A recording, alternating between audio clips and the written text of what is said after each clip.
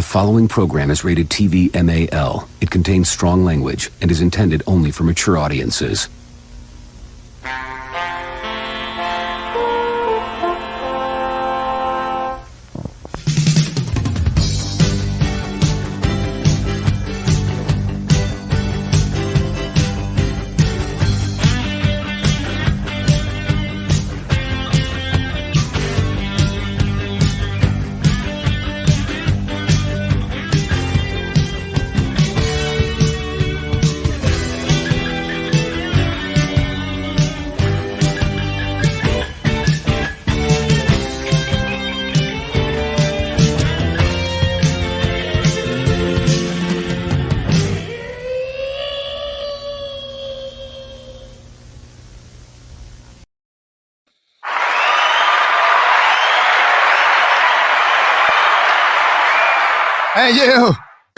Thank you.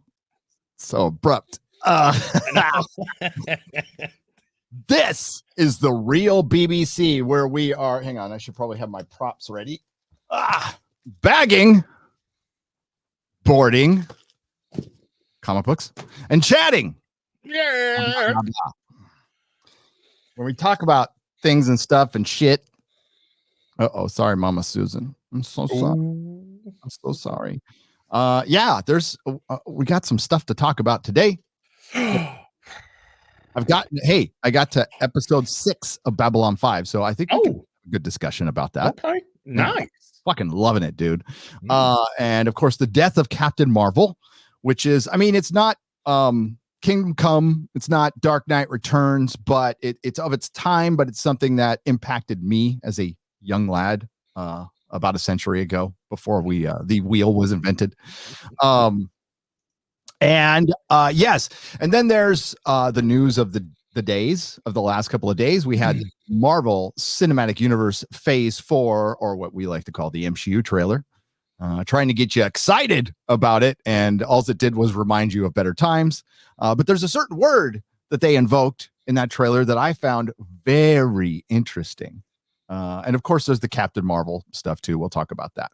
But first, let me introduce my co-host, my brother, mi amigo, my comrade, Az. Hi. Oh, I'm so happy that today's May the 4th. Because Star Wars have already tweeted out a picture that they've removed John Boyega from.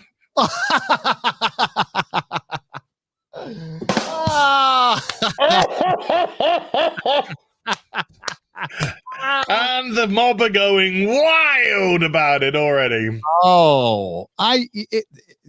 It's May the 4th, fake Star Wars Day.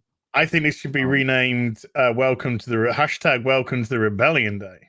Welcome to the Rebellion Day. I like that. I like that. I second that, sir. I second that motion. Hashtag, how you doing? I'm fucking good, man. I'm ready.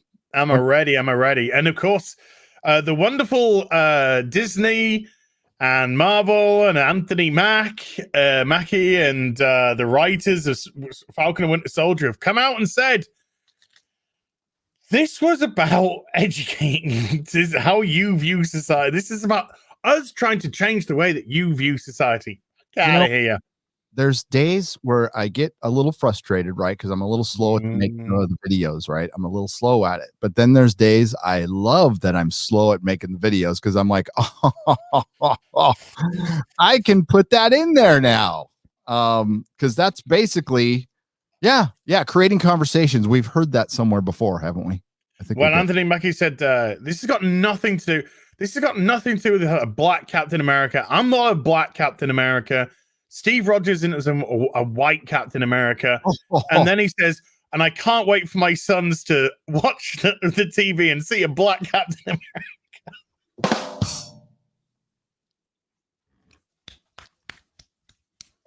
Anthony Mackie, I like you, dude. I do. You're buying into all this. You know what this is? You know, somebody brought it up in that Oscar short that was stolen. Right. I tweeted this. Some Asian young lady did a Groundhog Day of a black man getting killed by a policeman, and he gets to relive it to try to get away from it. And apparently it was stolen, and then it was given an Oscar. But what made things worse was the comments saying an Asian woman couldn't write a story about a black man. But then, from the mouths of idiots, sometimes you get some, a broken clock is right twice a day. Mm-hmm. And they say you're exploiting the pain of our forefathers, foremothers, whatever, for your profit, for virtue signaling. And you know what? She was right. She's absolutely right. That's all this is exploitation. Mm-hmm. Exploitation for profit. They don't really care. They're actually leaning into the divisiveness. They want us to be more divided. So we're fighting about it on social media and watching their shit. And then dumb people can watch this stuff and feel like actually moved, or feel like they're making the world a better place by watching a Falcon and Winter Soldier. They're trying to make it cultural moments, and it's all manufactured bullshit. And guess what? A lot of people died, a lot of people suffered. So a lot of very rich assholes in Hollywood could pat themselves on the butt and tell themselves, congratulate themselves. Little jerk of the circ. I brought black people to Hollywood. I am so good. I am so good. I'm just kind of like, bitch. In the 1980s, the biggest person in music was Michael Jackson, and the biggest film star was Eddie fucking Murphy. Shut the fuck up, And that's the 80s. And I idolized Eddie Murphy. Absolutely idolized him. But now we're living in a weird alternate reality where women and black people have just been invented. Right. Where the black people have been slaves up until 2015. In all my pretend movies that I created, I used to draw movie posters of my pretend movies that I would created in my head when I was a youngster, and Eddie Murphy starred in every single one. Yeah. I had Eddie Murphy in space fighting aliens. I had him in a Twilight Zone episode that I wrote. He was in everything because I thought he was fucking awesome. 48 Hours, by the way. I know everybody loves Beverly Hills Cop, which is fucking great and classic. But I love 48 Hours. I always wanted to be Judge Reinhold so I could be his partner. Yeah, yep. I don't know if I wanted to be Nick Nolte. I really didn't back then. No, definitely not. Not when he goes into the bar. Holy shit. Yep. No, Judge Reinhold was more wholesome as a kid, Yep. Well, at least you thought so. Fast Times at Ridgemont High, which was based on Claremont High School down here in San Diego, California.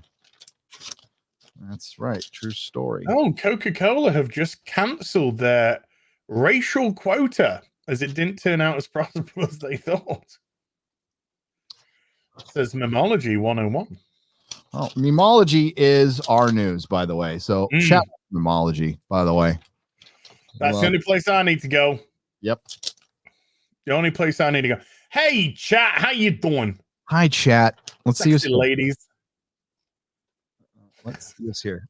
You're moving and shaking. I can see you moving and shake. Got apple pie. Hi. Got Eric K and his wrench. Hi. We got Retro Wookie.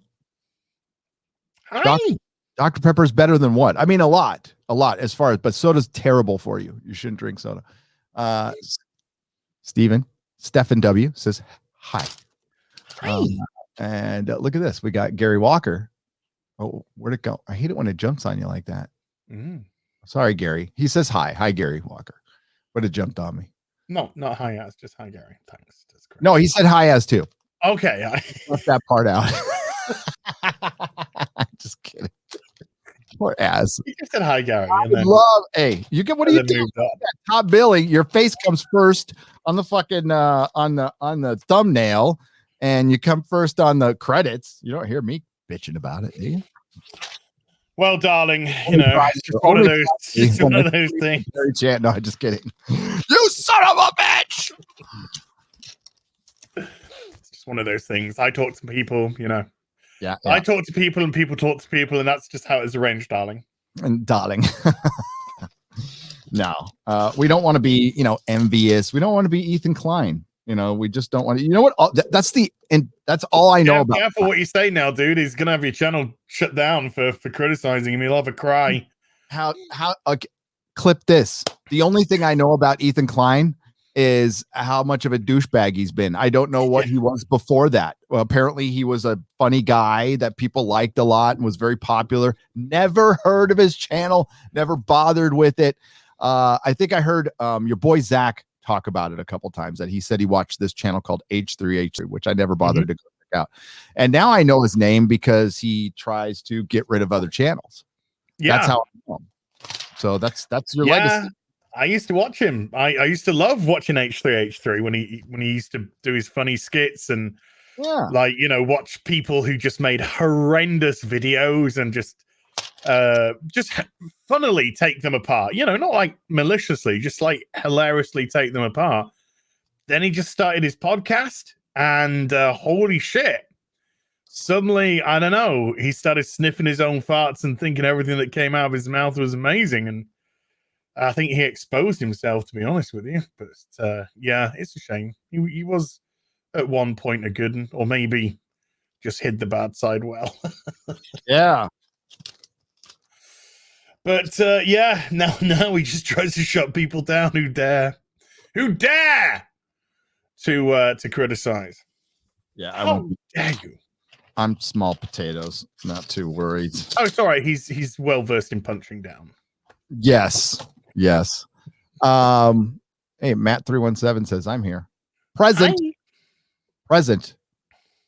Oh, present and correct, sir. As people roll in, you want to so what I'm going to be bagging about, it's just random current issues today. I might run over and try to get my Ghost Riders. I did find my Ghost Riders. I'm waiting on my Captain Americas, but since it's such a hot topic, secrets.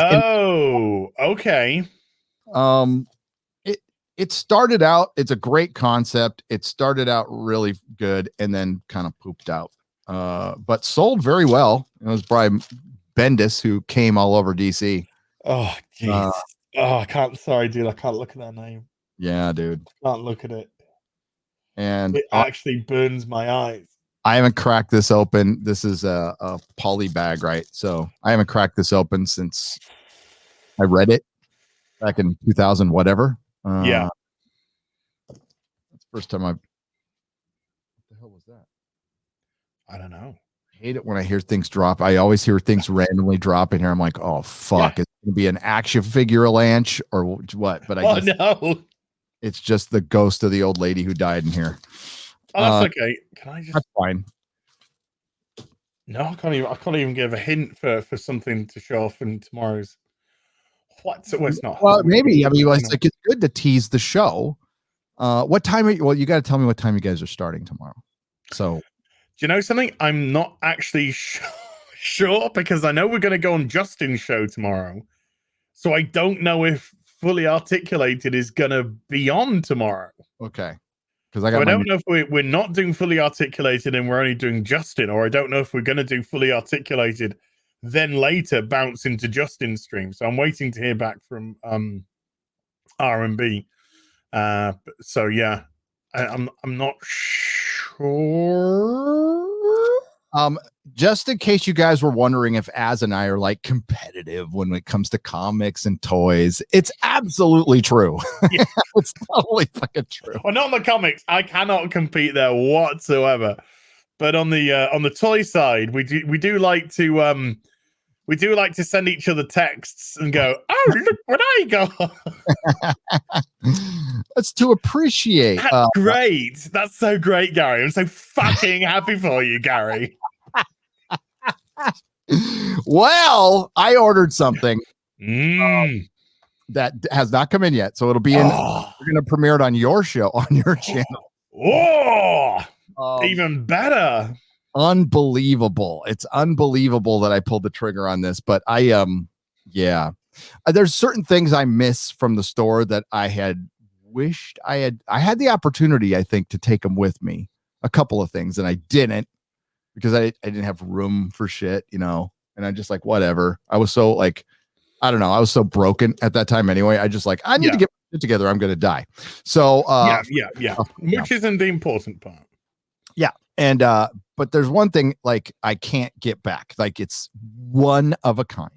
So I found a reasonable facsimile of this thing. Oh. And the thing will be premiered next week on Az's Real BBC on my real BBC, baby. BBC. Yeah. So this is back when variants, you know, they there was like 4 or 5 for an event. This is a second printing variant. There's like sketch variants, which were third printing variants, like which like that's what we would do is like, oh, we'll do something a little different with the third printing, you know, because now they just kind of changed the background color. Because that's all variants are is second and third printings. Yeah. Or same printings as the first. It just depends on when they come out. It's all bullshit. It's all bullshit. I told all of it. This thing, this third printing variant, you know, was selling for like $25. The variants for like director's cut and shit were selling for a lot of money. And I'd be honest with people in the store. I'm like, listen, I'm marking the shit. I'm marking these things up like fucking crazy, right? If you wait 6 months and go on eBay, you can have it for $5, and they would still buy it off my shelf. Well, okay. Since you're talking about your sexy comics, you know, we've been chatting this week, and I pulled the trigger on a single comic. Oh yes, you did. And this was a good purchase, by the way, and I'll tell you why. Go ahead and you tell them though. Yeah, so I text Gary, and I was like, Gary, and I sent you a couple of images, and I was like, this is up. It's a good price considering what's going on at the moment. Should I pull the trigger? What do you think? And then Gary had a look, and then he got back to me and he said, yeah, I think this is only going to get better. So if I were you, I'd do it. And then I thought I'd be even cheekier. So when I decided to go and pull the trigger, I realized that, you know, so I actually contacted the person and made a lower offer, and they went, yeah, okay, I'll take it. So I have pulled the trigger on an Invincible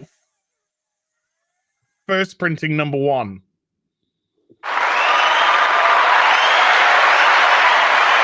Ooh, from 2003, I think it is. So that should be arriving within the next couple of days. So we'll get to see that next week, hopefully. So yeah, it's got a couple of little creases here, you know, here and there, but it's in pretty good nick considering it's what, 17, 18 years old now. Oh, don't say that. 2003 was just a minute ago. I know. But yeah, so I'm looking forward to that arriving, and Postman's gonna nick it. I also, within the next few days, my Jazz Inc. Justice Mobile will be arriving. It has shipped. So yeah. I haven't got a confirmed date of arrival, but when that Justice Mobile arrives. I hope somebody screen capped that. That was good. You went, yeah, for like a second. Yeah. Yeah. That was good. I don't know if that was just for me or what. I hope not. I hope my shit isn't fucking up right now. Yeah, I should probably close some windows. My new computer, like totally shit. It's shit. I boxed it up and returned it. Oh, really? Yep. Listen, I'm demanding, right? So I have editing software that's on at the same time as my recording applications up. So it takes up some space, but this fucking computer should completely be okay with that. And it wasn't. And it kept on, like, my camera kept on blinking, and I updated I did all that stuff. It was just a shit computer. So I just sent it back, put it in my little box, took it to the UPS store. Gone. It's going to be getting a new one in a couple of days, 3 days. Old one seems to be holding up just fine. Yeah. So as you bought that book, you bought Invincible 1, kind of at the worst time, but that's when people buy it, and that's okay. It was a good purchase, and I'll tell you why it's a good purchase, and why, even though it was probably the worst time, it might have been the best time too, because Invincible, whether I know some people don't like it, is a well-received, popular show. However, it's a well-received, popular show, which only adds to the value of your comic, which means it'll only go up in value. It's a new property. It's from the era of Image, where they were producing new things, and Image was very, very collectible. And like I was, their number ones were selling like crazy all through the 2000s. Speculators loved Image, right?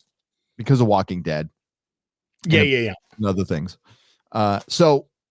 But then there's the bad side of that, which is not Invincible, because again, the first season was well received by most people. I know some people didn't like it, but critics, fans, pretty much loving it, adds to the value of the comic. Now, you always, if you want to speculate on, and that's where all the value hits comic books now based on what's adapted. And the speculators rush to, if a TV show is announced, Jupiter's Legacy, all the value on the Millar stuff is going up now because of the speculation. But there's a downside to that too. So unless you get in and get out, it's kind of like a stock. It depends. So Runaways, for example, was announced as a series on Freeform. So the value of the Runaways book shot up like crazy. Until the show came out and sucked, and then it really leveled off and then kind of died off. So you like a lot of people. This was happening with Marvel books with the movies. Once like Iron Man was announced, like the value of Iron Man's first appearance went through the roof, and everyone was selling theirs. You want to anticipate.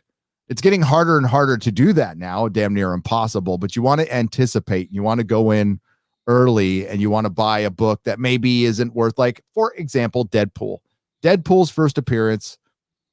There's millions of them out there, millions. I had a short box full of them, of Deadpool's first appearance, and when I bought the store, it was 2003. It wasn't that popular, it was it was a little bit, but not much.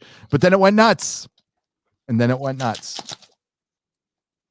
So that's the hard part, and that's, it's the one thing I told when people were like, how do I collect? How do I speculate? I just like, don't bother playing the game. Collect what you like. Yeah. Collect what you like. Yeah. I mean, I want this not necessarily for speculative value. I just want it because, the first series came out, is absolutely fantastic. This is now, with it being Image, there's not huge quantities of this out there. It should be something nice to actually have a number one of it, have to hold, to keep. It's not something, I don't have too many special comics like that. So you might be able to collect the one too. I mean, I got it for such a good price. Yeah, you've got the hard one. You've got number one, and then you can collect the whole run. That's what I used to like. Especially when it's a run that, has an ending, eventually. Well, I've acquired, also I've managed to acquire like issues like early 30s, and I picked them up for like £2 each. So that's not that deep into the run, and I'm already picking those ones up for a couple of quid. Nice. So, yeah. He's all right. Back. This takes me back. So this is a variant of Secret Invasion. Hawkeye. And then is that Kate Bishop with him? No, that's Mockingbird. Oh, really? Yeah. Sorry, I didn't recognize her without her feminist agenda t-shirt. Yeah. Where'd it go? Fucking, I don't even know what I'm doing here. Here we go. So if I could focus. Yeah, focus on the thing. It says, I can't even read what it says. That's why I needed it. It doesn't give you I thought it would give you the variant, but these are the stickers for the variants we used to always get. So the way I would do these is I would very carefully take the sticker off, or I would put this within another bag, which doesn't really help though, because you're still keeping it in the poly bag. Yeah. For this one, this was an extra set.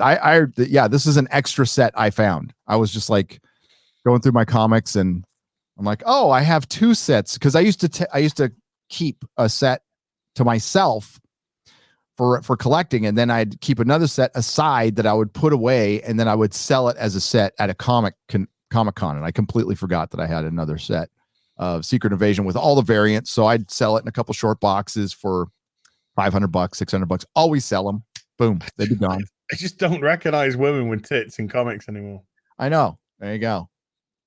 What happened to tits, man? And look at how much bigger Hawkeye is. I know. Yeah. Now Hawkeye. Oh my God, she's presenting herself to him. Oh my God. The Hawkeye logo is all lowercase letters for the TV show. I'm like, nothing says dynamic superhero like fucking lowercase letters. Yeah. Well, you see, uppercase is too masculine. Yes, it is. And too threatening. So it's got to be lowercase. So when did Kate Bishop get brought into the fake Hawkeye get brought into the equation?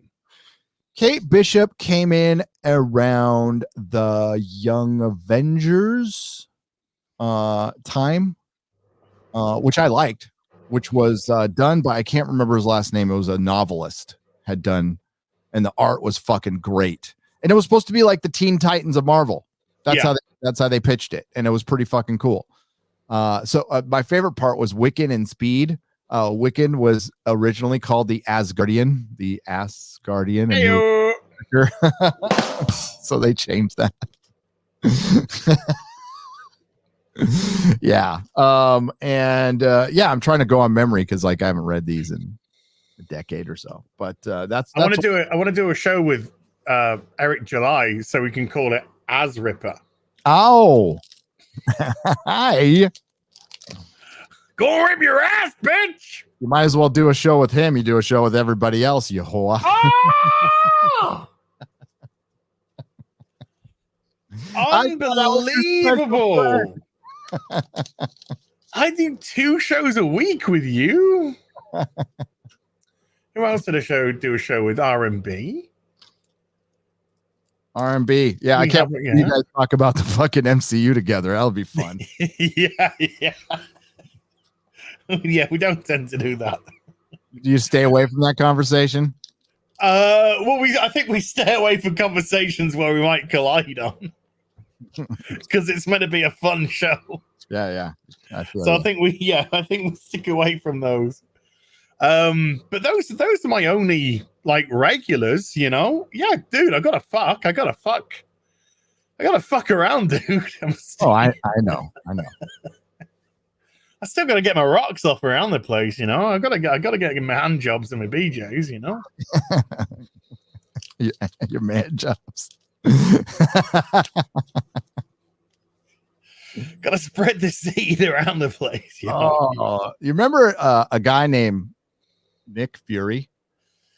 Oh no, not that one. Oh, speaking of the Young Avengers, there they are. There's Hulkling and Asgardian.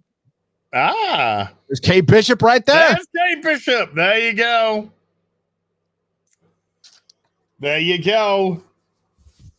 It was, I mean, like, again, Kate Bishop was fine. She was fine as a little, like, Speedy, you know? Yeah. A little sidekick. Taking over the mantle, though, okay. Every time they do that, guess what happens? They go back.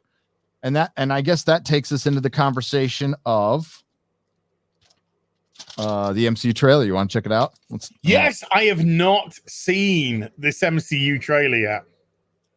All I've seen is that one image that you posted in our secret Whisper network. And yes. The one we're planning on everything, and you know, the mind control and all that. Yeah. Shit. Yeah. We the talk gay frogs. The gay frogs.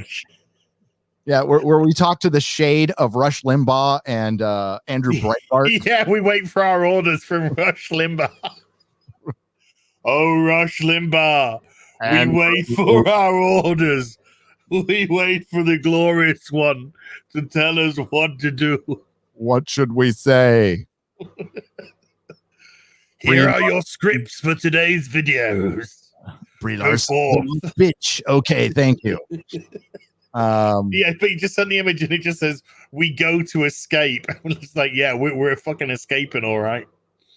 We are. All right. So we go to this Marvel trailer bit.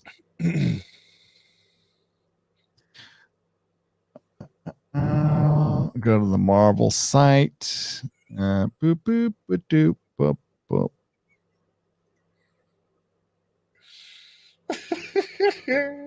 Oh my God. The Marvel, it doesn't even cut for Marvel. So let's just go straight to their site.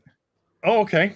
Weird. I mean, because they don't copyright claim. Well, at least we'll find. We're going to put that to the test. Yeah.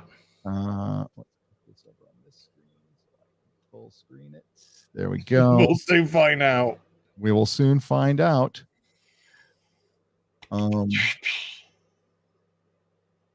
Okay. Okay, here we go. Mhm.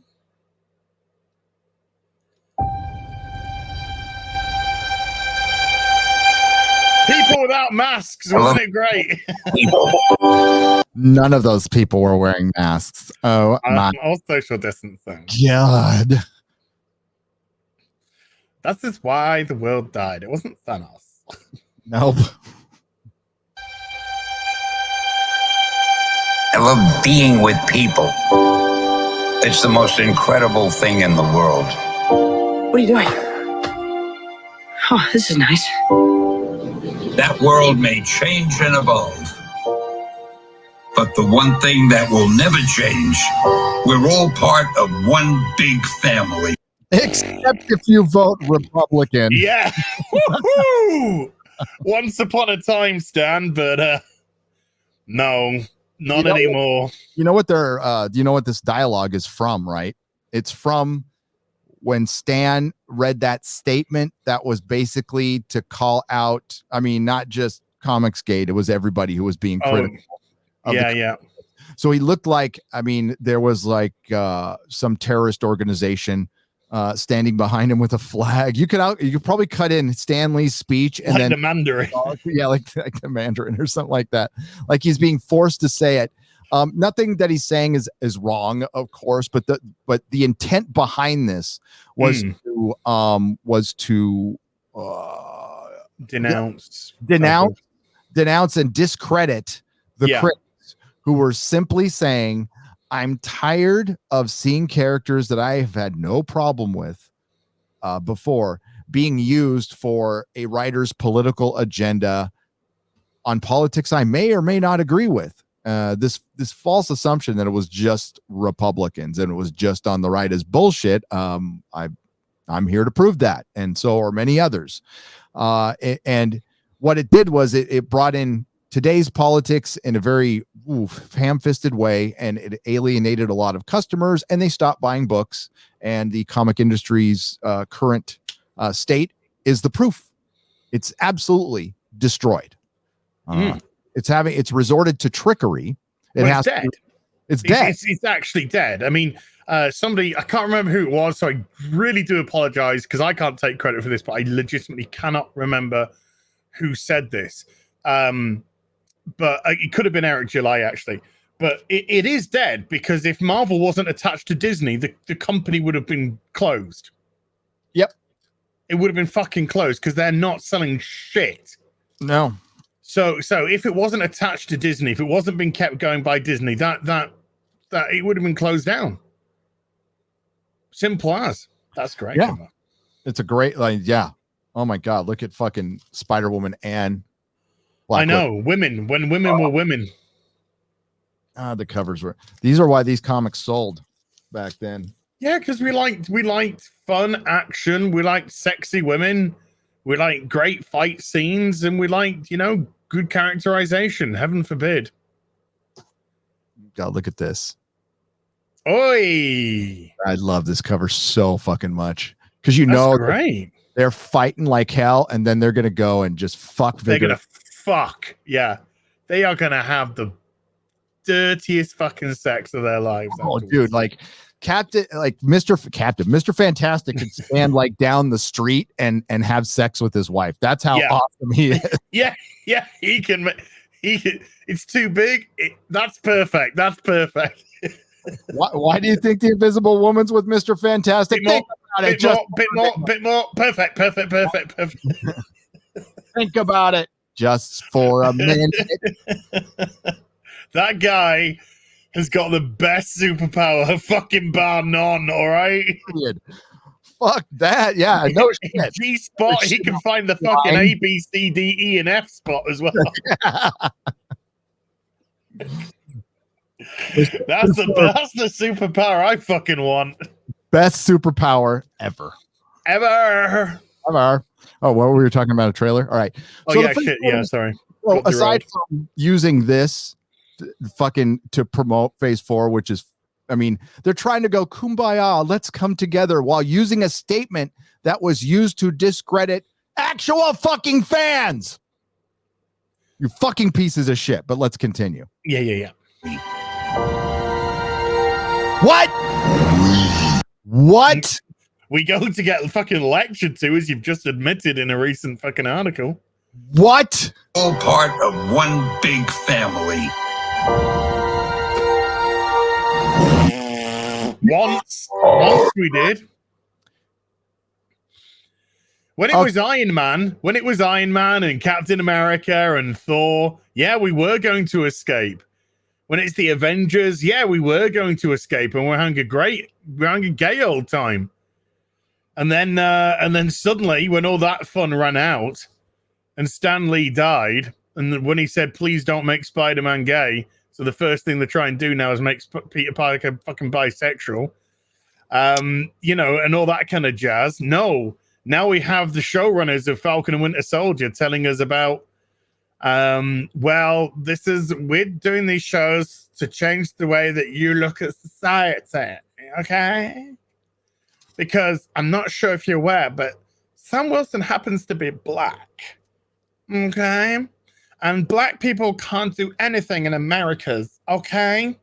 Because up until 2015, they were like slaves and stuff, I think. I think we bought them from Africa and England and shit. Because that's what we're getting lectured about now. Look at that. That's Bucky. Wow. Damn. Yeah, this cover's fucking bad. I didn't see the soy latte next to him. Yeah. There's Damn. this fucking soy latte right there. I thought that was going to be John Walker for a minute then. You know what they said? You know why Bucky we didn't want to promote gun violence, so we used knives instead. and Britain's like got a knife pandemic going on. Yeah. Everyone's fucking stabbing each other in London. Yeah. We don't want to promote guns. Fuck off, Marvel. Wabsy. When somebody who fucking drinks from a fucking Frappuccino machine and puts fucking kale and carrots into a blender and calls it fucking breakfast tries to tell me what to do in life, go fuck off.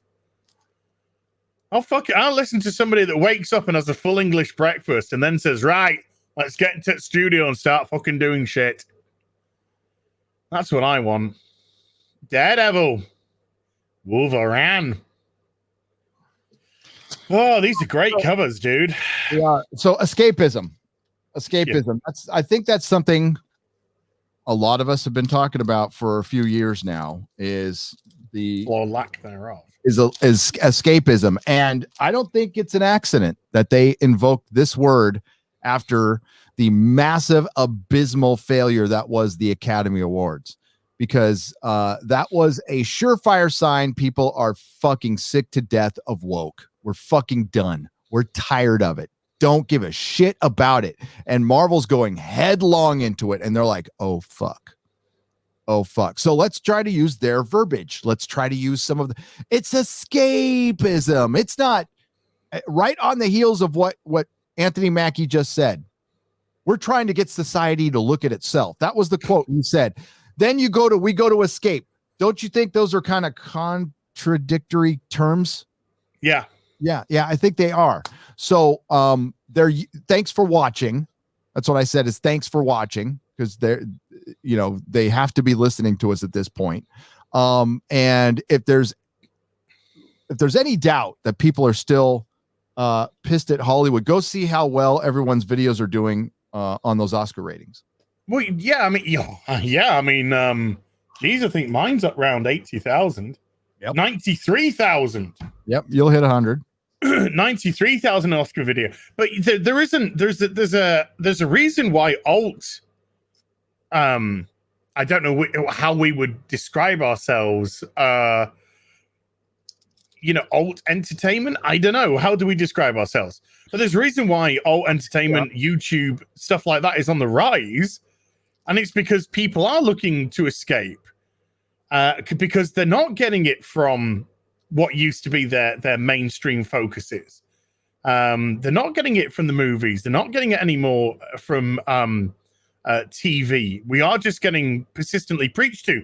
I saw a clip today, which was from Fox, and I'm no fan of Fox as much as I am no fan of CNN. Yep. But they were absolutely spot on. It's just this 2.5 minute segment where they're saying, there was a time where if you wanted politics, you just went to your news station.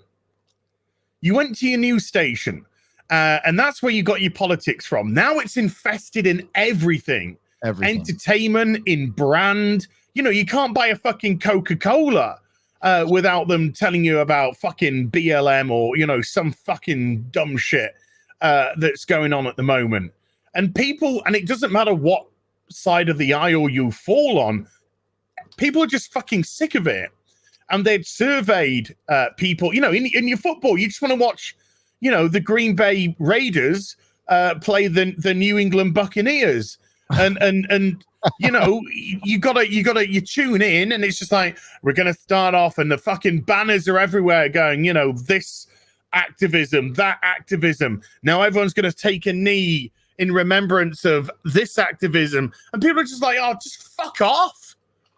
Just fuck right off. I've come to watch these people throw a fucking pigskin. I haven't come for this lecturing and this fucking nonsense. That's what I'll tune into the news for.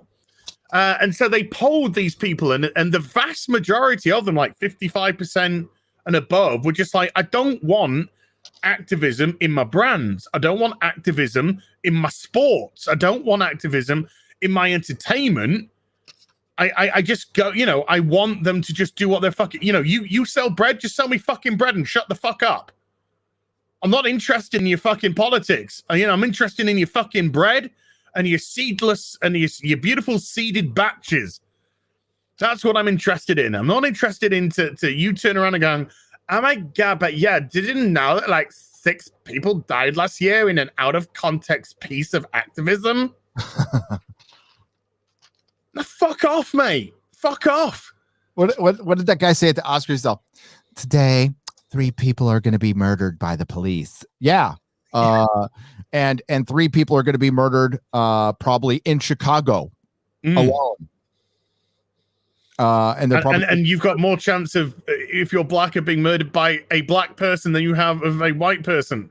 Yep. You've got more chance of being killed by a black police officer than a white police officer. But let's not take those statistics. Let's just use our out of context statistics, because that's what pushes our own specific narrative. We don't want that. We just want to be fucking entertained. And that's why, I went back recently, and I say recently, literally just a couple of months ago, and I watched Iron Man 1, 2, and 3 back to back. I fucking loved them all. And I wasn't a massive fan of Iron Man 3 when it first came out, but watching it back now, it's like a fucking Oscar winner movie to me. Oh yeah, compared to fucking. It was just a lot of looking back. It's just like, oh man, this is a lot of fun. And Tony Stark's got some issues. Okay, I get it. But what was his issues? Were his issues that the fucking gender pay gap wasn't fucking close enough for him? No. His fucking issues were that he was having fucking PTSD about fucking seeing the vastness of fucking space and nearly fucking dying and then falling through the vortex back to fucking Earth. He was having those sort of flashbacks. He got a peek Jesus. of what's out there. Yeah. And it freaked him out, and it would freak anybody out. And the fact that he got over it is what makes him a hero. What was the whole theme of that movie? It's not the Iron Man suit. It's Tony fucking Stark. Yeah. It's fucking Captain America, by the way. It's not those stars and stripes. It's fucking Steve Rogers. Steve Rogers. It's not, Spider-Man's costume. It's fucking Peter Parker. It's Bruce Banner. It's all of those characters. And you know what? And it's T'Challa. You can't put it on Shuri or anybody else. It's fucking T'Challa. T'Challa's fucking Black Panther, the one and only Black Panther, and the only man could ever play fucking Black. And they're recasting him. And they're recasting him. Even though they said they weren't gonna. Right? Like, even though they said they wouldn't, but they're gonna. Yeah, Wakanda forever. Oh, we're gonna talk about these titles. Let's go on. But yeah, the fact that they're invoking that, I think that is a big sign right there. That's a huge sign because they don't mean it, by the way.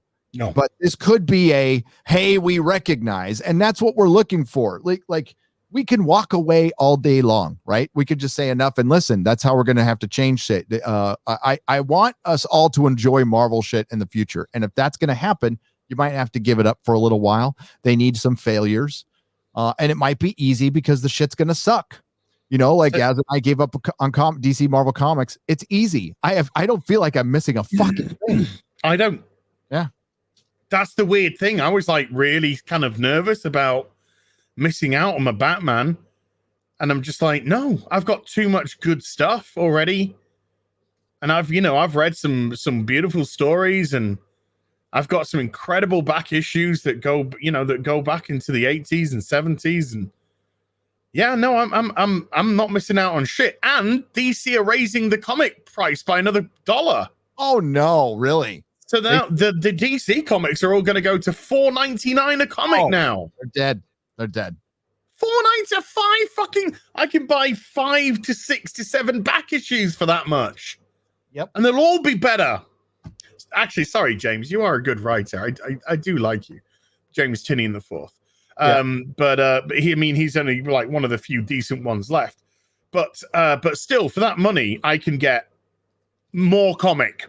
I can get more comic for my buck. No, you can get fucking Bronze Age DC for $1 a piece, and they're much better. They're much better. You could probably find a copy of this in the dollar band. Look at that fucking Osborn, dude. Oh wow, yeah, that haircut, the Norman, yeah. This is like his gun. Oh my god, I wish it was a knife though, because I did find that a little bit threatening. Violence. So yeah, the fact that they're invoking this shows that they are listening, and they should be fucking scared. Falcon and Winter Soldier was too woke, and it didn't do as well as they thought it would. That's why they had to release a trailer before the final 2 episodes. Gary, before you carry on, I've got a question for you. How badly do you think it did? There's a lot of Marvel consumers out there who will just slap up whatever they put out because of the strength of the brand. And I would never deny the strength of the brand. But I would say it dropped off significantly, 30%, which is significant. The viewership dropped off. And the viewership on these streaming services is not as good as you think it is. And if it was, they would tell us. If 20 million people fucking watch that show over a period of 48 hours, you bet your ass Disney would be out there telling you. Because they know how long people watched an episode for. Yep. So they know the average duration of an episode. Like we know the average duration of our viewer on YouTube. That's the beauty of streaming. So they can see when people are tuning out. There is a commonality with streaming, right? So there's a commonality with say an hour-long live stream and an hour-long of scripted entertainment. And I'm saying it's a basic overall commonality, not an exact science. But if you go based on our analytics, which I'll open up one day and I'll show you like what our average view is on a live stream and how many people pop in, because on our average, on a real BBC, we average a total of 30 5,000 views by the time it ends. It might creep up to 40, which is fucking great. And people watch for about a half hour on average. Yeah. On average. So that's counting the people who watch the whole time and the people who come in and dip out once in a while. And same thing happens to a scripted TV show. People stop watching it. They go have a piss. They fast forward through the fucking boring ass walking through hallway parts, you know, and I bet you the average viewership for a Falcon and Winter Soldier episode was somewhere around 10 minutes. 10 minutes. I would go between 10 and 15. Yeah. And it's a percentage of their subscribers. So they say they have 100 million subscribers. Well, only about 15% of those 100 million probably tuned in to a single episode. We're not talking the whole series. We're just talking. And then out of that percentage, only 15% watch the thing all the way through. That's generally what it is. That's why the iPlayer changed over there with the BBC changed how it judges a view. It judges a view exactly how YouTube does. Basically, if you watch for 2 minutes, it's a view. Yeah. Which is okay on a 10-minute video. It's 20% of your video. But 2 minutes for an hour-long episode, not very good. Yikes. So we'll never know. And based on some of the data out there from Nielsen, that is only from smart TVs. So I'd say that's a small percentage of people who go to streaming services. Judging by what I saw on Twitter, a lot of people watched it. I'm not saying a lot of people didn't watch it, but comparatively to WandaVision and I would say Gina Carano getting fired and the dud of a cameo in WandaVision really soured a lot of people on Disney Plus. Yeah. Yeah. Well, big time, because we were all okay, I'm not going to say that. You want to? I'm not going to say that for the reason that it may incriminate us in court of law.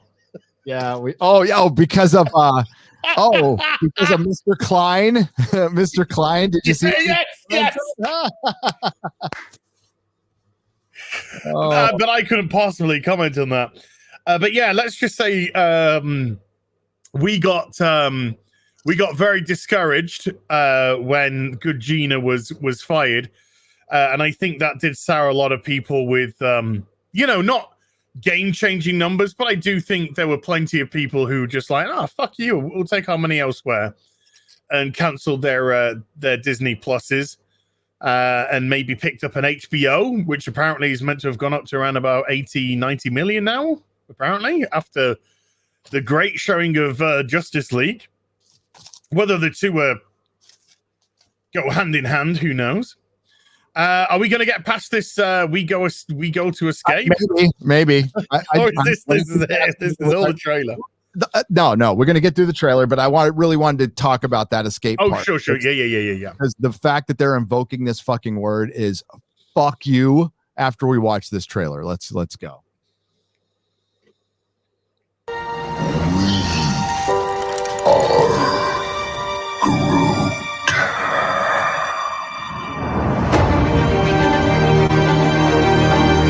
That man next to you, he's your brother. That woman over That's really on the nose. Higher, further, faster. That's really on the nose.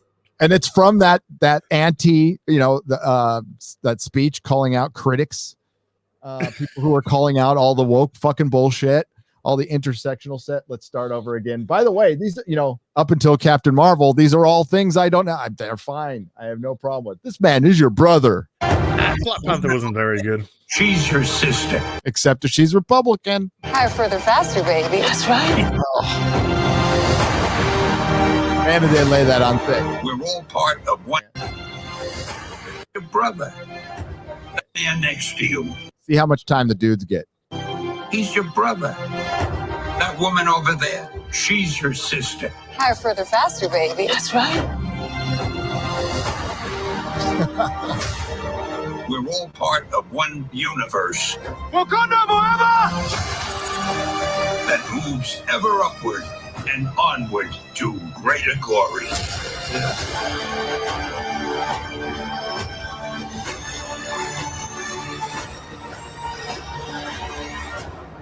This part's cool. On your left.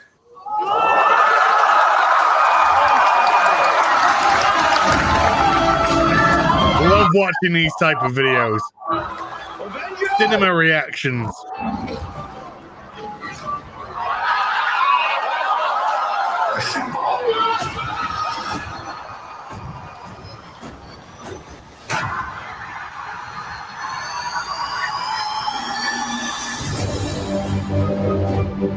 That's fine. Except for the Captain Marvel bits. This is pretty good. Yeah, this is the good. That was the good Marvel stuff. This is the a dead character. yeah. I'm done running from my past. We have unfinished business. A dead character, and in Russia, fighting a female Taskmaster. By the way, Taskmaster's got to be a woman under that mask, right? Unless somebody knows something I don't.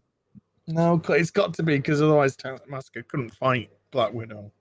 So yeah, so you get this like nice little review, and then the fucking on the nose shit from Stan Lee that was from basically a forced statement to call out criticism. They actually use it to promote their Phase 4 trailer.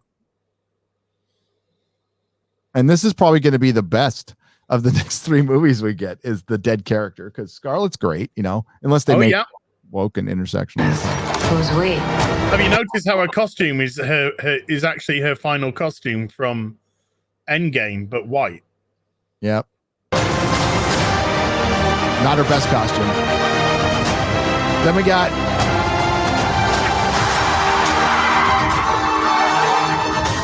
Fast and the Furious. Sorry. Yeah, Fast and the Furious guy in a sweat jacket beating up people. Okay. Yeah, and people go, Shang-Chi! And then 99.9% people are going, who's that? Who's that? Who's this guy? Never heard of him. And the Legend of the Ten Rings, is that Sonic? Is it something to do with Sonic? No, it's actually something to do with Iron Man. It's an Iron Man villain. Because they couldn't use the Shang-Chi villain because of the racial stereotype and rights issues. Okay.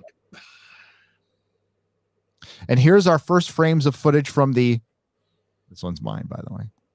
The HERternals. People do understand why the word stereotype exists. Yeah. Never mind. It's all right. The HERternals. Oh, this is the first footage of the HERternals. The HERternals. Yeah. So this is the first footage we've got. Yeah. 2 people holding hands. Yep. You ready for the HERternals? I'm ready. Film it.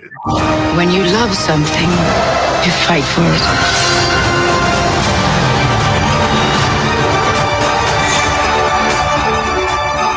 We're the ones who changed everything.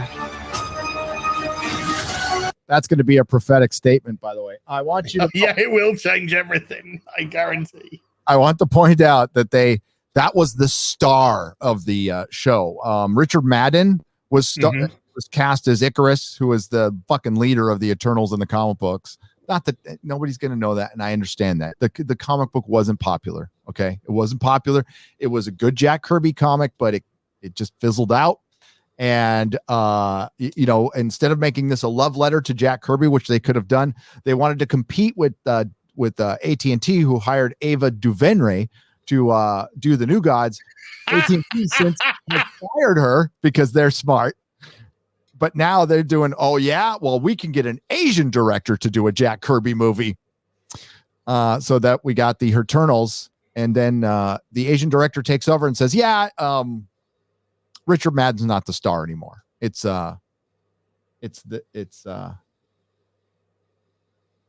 this line that was fat bloke in the background, right? We're the ones who changed everything.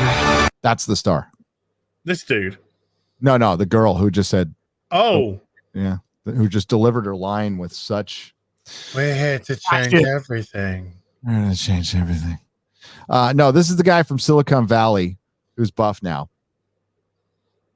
Okay. That's me in the background when I had hair. We knew that. We knew that. We knew that. Wakanda forever. What a terrible. Oh, wow. Okay. There you go. That's Captain Marvel 2. That's Captain Marvel 2. Now, I know a lot of people are excited. They're like, she's demoted, the bitch. Which she is. And I think it is kind of a big deal that they're not calling this Captain Marvel 2. I think that's a huge sign. But there's a big she can't but. carry her own film. That's why. Yeah, but there's a big but here. Because this is what we have been actually asking for this. So we get what we asked for, because we have been praying to the content gods, you and I, and many others, for a new house, for an A-Force movie, and this is it. It's going to feature Brie Larson as Captain Marvel, Monica Rambeau, and Miss Marvel. It's going to have them all. It's going to and just a reminder. That Miss Marvel.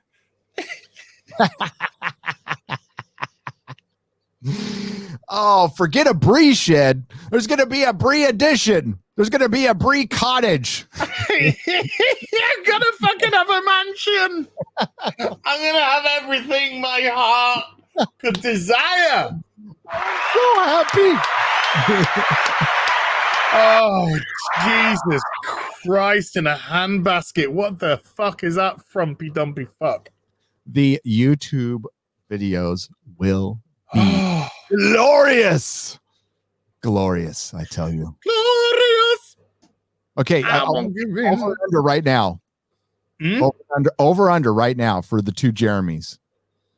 Because and you can beat them. Maybe you can beat them.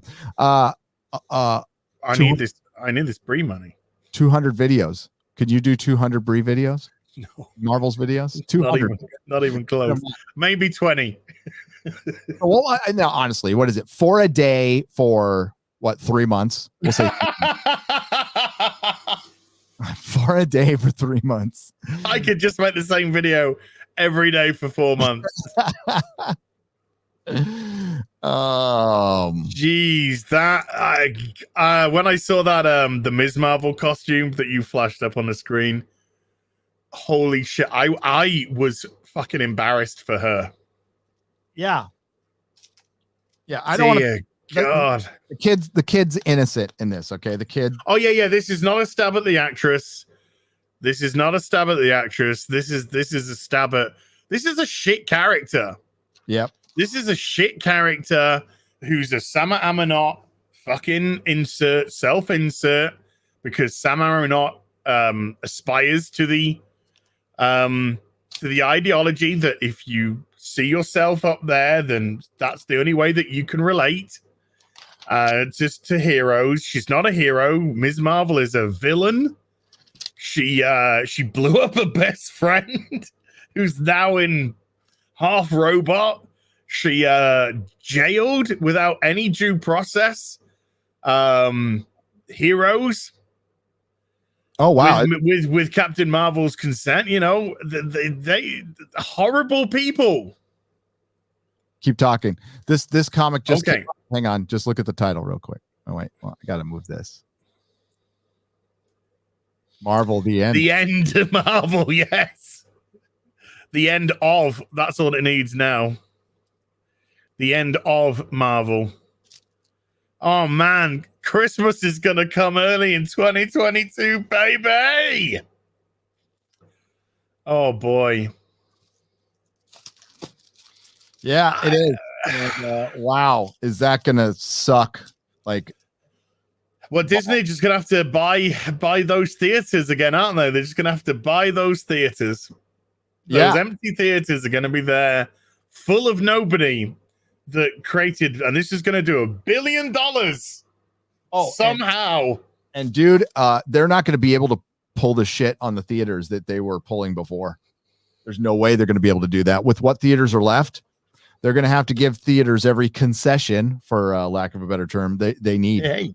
So they're not going to be able to pull that shit. So let's take a look. And, Dude. I hate to break this to people who thought like the lockdowns are over. Ask Canada, ask Brazil, ask India right now. It's not over. It's not over. Which sucks. But you know what? A lot of actors and actresses that work in these Marvel films support the measures that have killed a lot of business in this country. Of course they do, because now their big business chums have got all that. They got who's profited from it. Google have profited from it. Facebook have profited from it. Amazon have profited from it. Calciprees, the ones who control fucking virtually everything. Hey, do you want me to depress you even more, folks? While this shit's going on at the cinema, do you know what shit's going to be given to you on Disney Plus? Oh, the Ms. Marvel TV series, the She-Hulk TV series, Kate Bishop, Hawkeye with Kate Bishop and TV series. It's all coming, folks. It's all coming to teach you intersectional feminism. Because you need to learn some lessons, and Disney is Ironheart's another one. Let's get some more failed comic runs up in here, y'all. 10 years ago, I was doing coke off a hooker's ass, and a cop looked the other way when I ran over 2 homeless people on my way home while I was intoxicated. But now I'm going to tell you how to live. Hollywood. By the way, they're still doing that shit as well. Oh, they are. Yeah, that's still going. Apart from they're doing it off kids' asses. Yep. Terrible.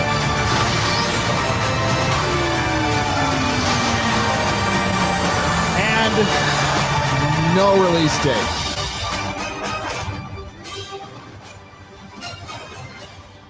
That was really lame. A guy punching another guy in a San Francisco. You know what that is in San Francisco? A day that ends in fucking Y. But he went back about a foot. With an Asian person looking on and doing nothing. Yeah. Stop the Asian hate. I'm sorry, it's true. CNN come bursting in. We hear that an Asian person Where are the white people?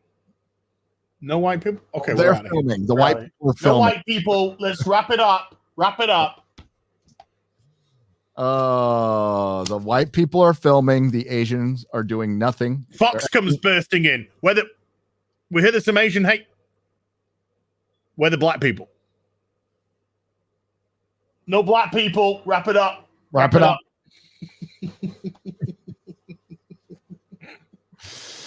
Oh.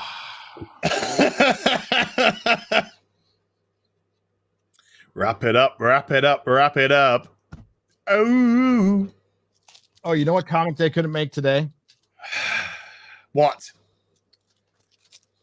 What? The Rawhide Kid. Oh, yeah, baby.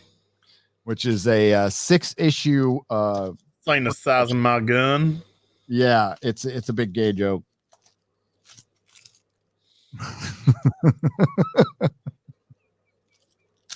The best thing is like there's a big argument over dirt maps in it, which is my favorite. Like, they got confused from a rocket. That's not how you make a fucking dirt map. Yeah, you have to see it it's fucking funny.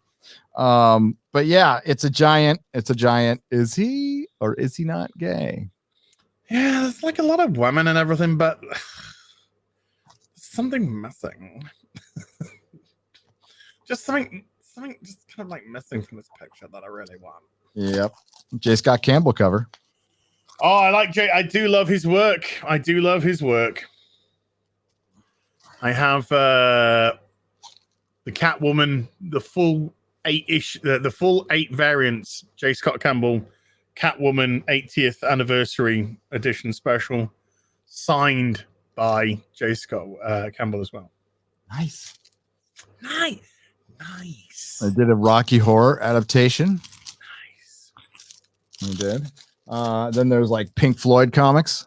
I love the old rock and roll comics. Did you know these existed? No, I did not. Yes, they give you the bio on. I wouldn't have been shocked if it was Kiss, because they did everything. Oh, yeah, they did rock and roll. This is like straight up 90s shit. Oh, the Pro.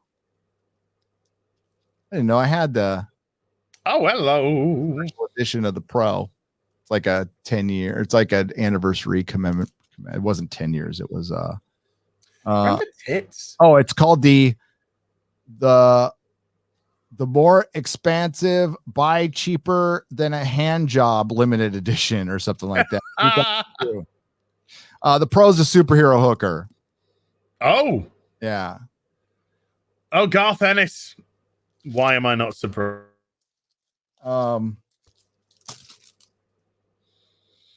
Oh, yes.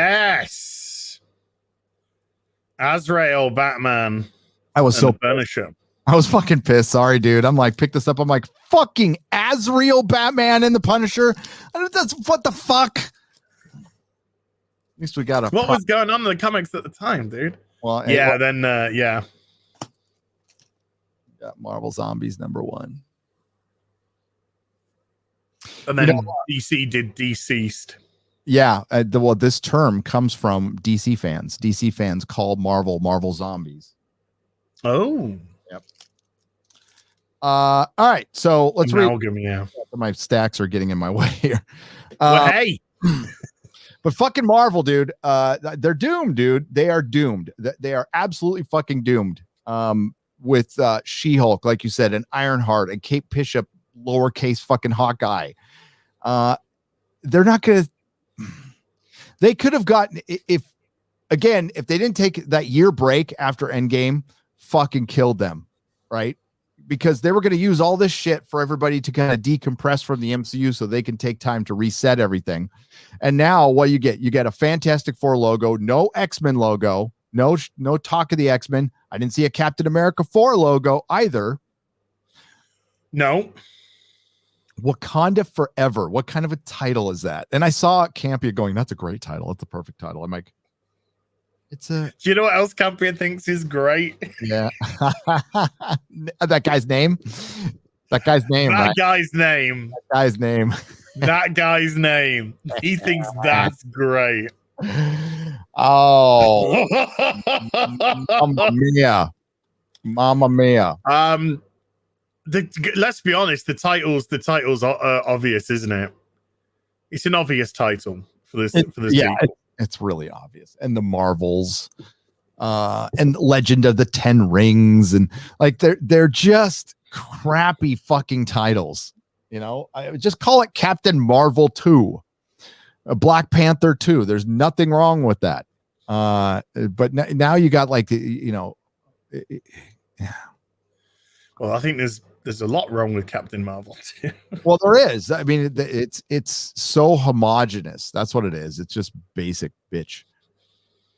On the donation side, we got Hedrick Benthau. Before production on Black Widow began, there was a casting call for an African-American man for the villain, since the marketing is careful not to reveal who OT, the original character,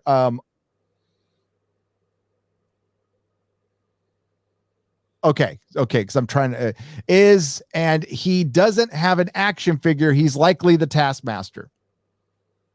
Okay. Maybe. Well, yes, the Taskmaster will be swapped in one way or another. But it looks terrible, by the way. It's the Taskmaster. He's an okay villain. He's got good powers. He's got a good look in the comic books, but that costume wasn't really transferred well to me. It looks pretty fucking lame. And their costumes have gone downhill, like really downhill. Please read the Den of Geek article. Marvel Eternal Chloe Zhao's influence already evident in first look, especially the Kevin Feige quotes in it. I'll go to the I will go to the bounding. I'm gonna break your heart now, dude. Now break, but thank you, Hedrick, for the $1 donation. Red Eye for $5 says, "Hey Gary and Az, about the point of missing out mainstream comic. I think the same point can be used for any other industry like the gaming community and some of their problem childs." Well, yeah, I mean, you keep giving money to something, it's gonna just stick around. You know, you want it to stop buying it, even if it's for a little while. It might cause them to wake up or end it.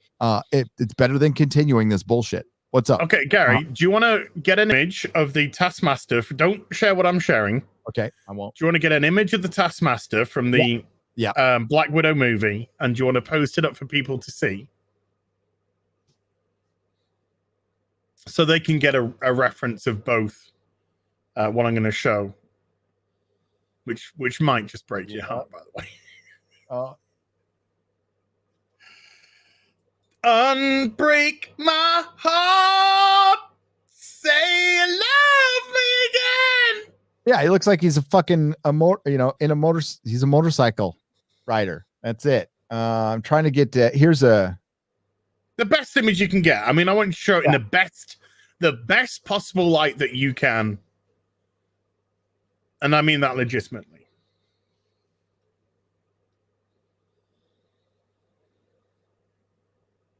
Okay.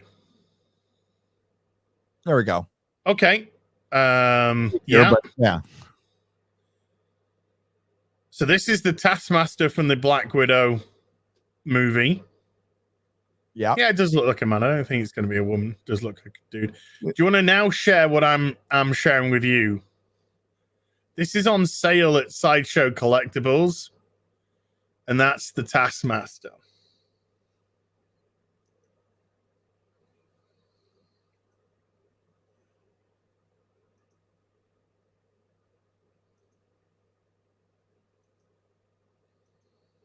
Fucking badass. Fucking badass. And then again, we'll go back real quick. Hang on. Oh, that's look at that. Look at that detail. Yeah. And we got this. Then you got some fucking Chappie. My name's Chappie. Yeah, it's hard to tell. I'm just trying to think of this through the lens of Ray Winston. I don't know. Kind of looks like it, huh? A little bit, yeah. I think there's a possibility, especially, with the little clawsies coming out his fingers like that. Wakanda forever. Wakanda forever. Yeah, maybe it's yeah.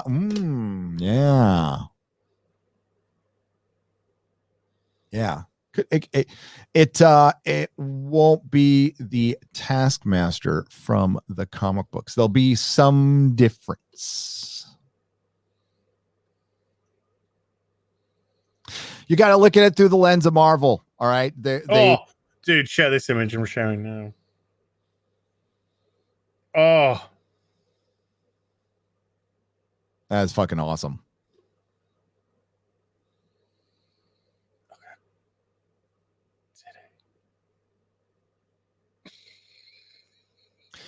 Oh shit. Oh shit. Oh shit. What's today's date? Okay. It is May the 4th. We got a mass. David Harvey.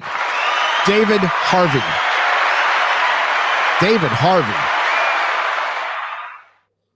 $500 What? $500 fucking dollars. Dude.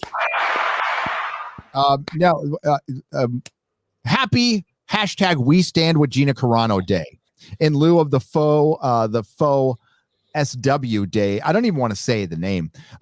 Disney is pushing. Please keep fighting the good fight. Thank you for the swell content. David Harvey, thank you. I can't thank you enough, brother. Thank you so much for the generous donation. Duck Fisney. Yeah, that fucking fake ass day can go to hell. Hashtag We stand with Gina Carano. Hashtag we love Gina Carano. Hashtag welcome to the rebellion. Use them all. If you want to mix in cancel Disney Plus, I'm not going to tell you not to. I'm not going to tell you not to. I think it's a day to remind them that we are fans and we're not going to put up with this shit. I saw a good friend. I don't want to call him out because he is a loyal, good friend to this channel, to many others. He's been with me since before I went, the channel got larger. So I love this person. And he piped in and he said, hey, you should check out The Bad Batch. It's pretty good. And I trust him. This person's got very good taste. And I'm sure it might be, but I said, with all due respect, no, I wouldn't even pirate that shit. I wouldn't even bother. I don't care. I just don't care about Star Wars. Yes, there were the rumors out there. I talked about them Sunday. That Disney was in contact with Gina Carano to come back, and we did a hypothetical, like, what if it's true? Because I don't think it is. But unless Gina says it, I don't believe shit. Yeah. And I mean, it would be the right thing to do, sure. Erasing the Disney trilogy and bringing Gino back would be the fucking right thing to do to save your franchise. Like, yeah. And Disney is trying to figure out a way that they could keep their shitty trilogy and bring fans back. I'm sure they're thinking of other ways, because I've got a good idea, Gary. A really good idea. Number one, stop firing people for their political opinion. Number two, stop calling us fucking Nazis and white supremacists. There's some good hints in there about what not to do. I don't know if they're able to pull that off. I don't think that might be very difficult for them to not tell your audience to fuck off. Half your audience. The absolute epitome of how they think about you folks is just look at what they did with Star Wars Theory with Pablo Hidalgo. Yes. That says everything that you need to know. That says they think you're a bunch of fucking idiots. And that's to the people that love them. Love them. This guy couldn't love Star Wars even more at that time. And they were just like, look at this fucking loser. Yeah. Imagine what they think about Dead love their property. Holy shit. No, Pablo Hidalgo, yeah. Pablo Hidalgo is a sad dude, man. He's a real sad dude. He's a miserable, sad dude. Small man syndrome. Yep. Got a giant chip on his shoulder. Something bad happened to him when he was young, and he rose up through Lucasfilm, and he's an executive now. And what does he do? He shits on their biggest fan. Yeah. And the fact that he still fucking works there. Do you think Disney's changing? Do you think Disney's fucking changing? Anybody would have been fired. Fired. Our biggest fan, the guy who makes more fans than Pablo does, who's a giant fucking walking commercial for us every fucking day. You just disrespected him publicly. You're fired. You're fucking fired. I mean, like, what does that guy contribute? What does he contribute other than being another box that was checked? Cancer. He's a cancer.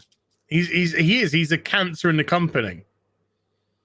And the fact that they've kept hold of him means that there are other like-minded cancerous people who wanted to stick around because he shares the same viewpoint as them, same ideology as them, like-minded. So, birds of a feather stick together and all that. But that's what they did to the biggest fan, folks. So just imagine what they think about people that dare criticize. Yep.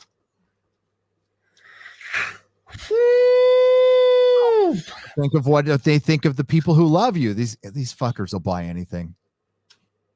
Yeah. These brain dead morons will suck anything we throw at them up because they're fucking stupid and retarded and we don't even have to bother because it's just got Star Wars on. We could put Star Wars on the side of a piece of shit and they'd buy it. Yep. That's the kind of attitude that they got. Yeah.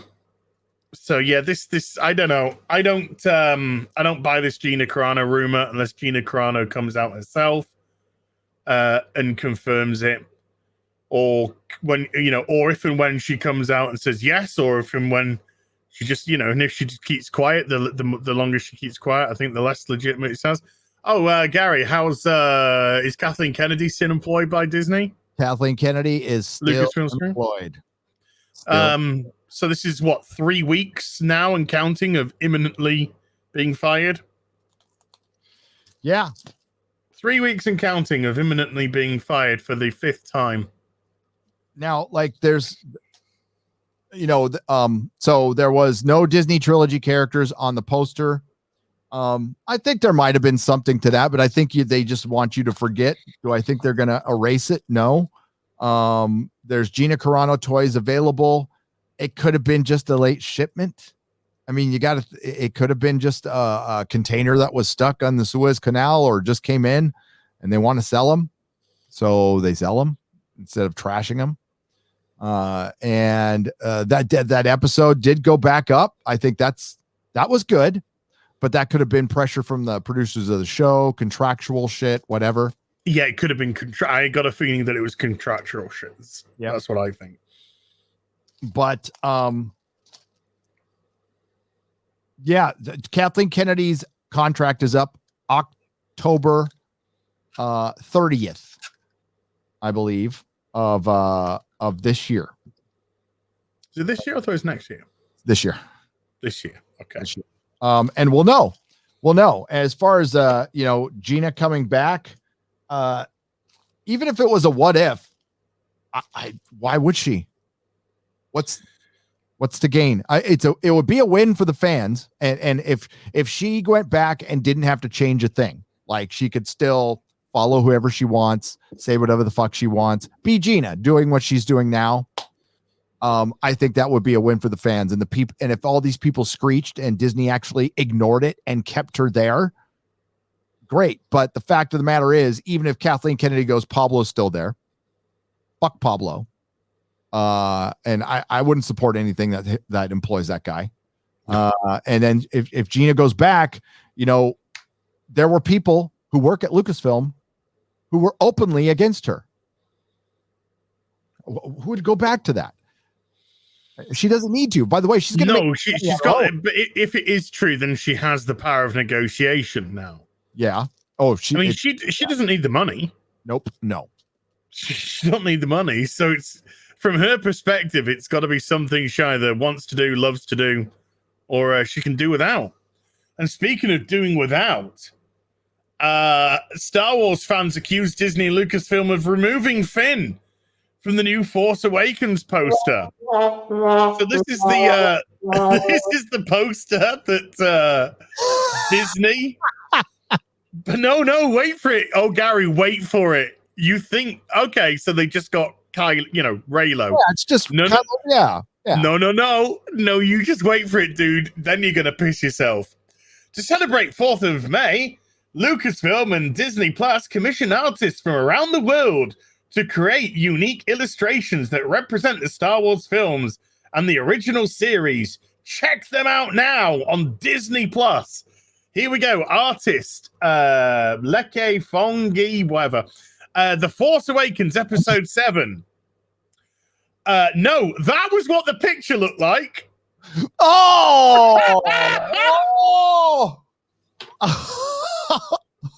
They did it again. They erased him again. Confirmed. Disney Star Wars racist. Disney Star Wars racist confirmed. Yes, the image actually had Finn in between them, and Disney cut it out. And just put Rey in that position instead.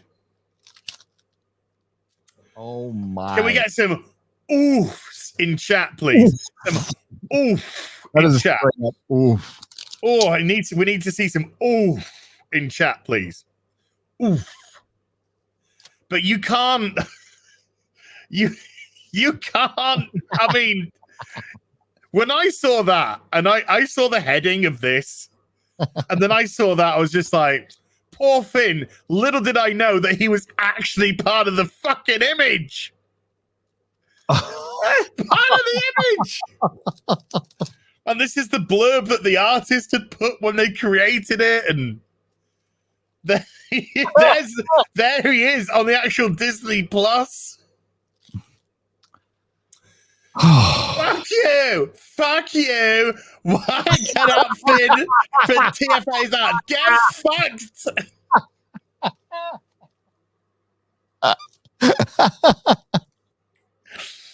Feminist of Naboo eating their own. Oh, beautiful. She's back. Why cut out Finn? Is it disrespect to the artist, to fans, to the actor, to the authors of the story, to the Star Wars story? Black people. Black Lives Matter. Black Lives Matter. The art on Disney Plus for The Force Awakens actually has Finn in it. Why is he not here? And there you go. There's his TV. And there's Finn on the original image. Oh, no. RIC leaving the POC out. Damn, John Boyega. They really do like sidelining black people. Yeah. This is oh my god. This is a garage to my house.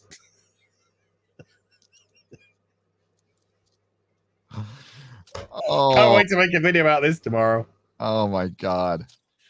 Yeah, I mean, god.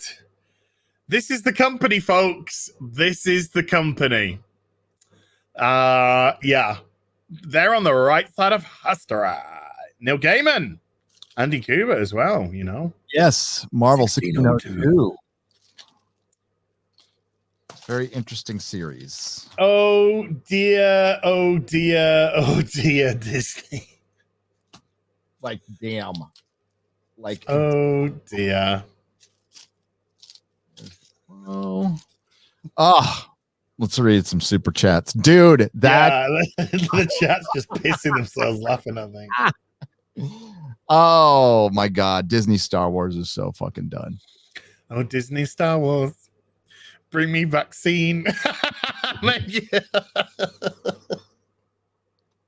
it fucking potent and deadly, please. Oh my god. Let's go.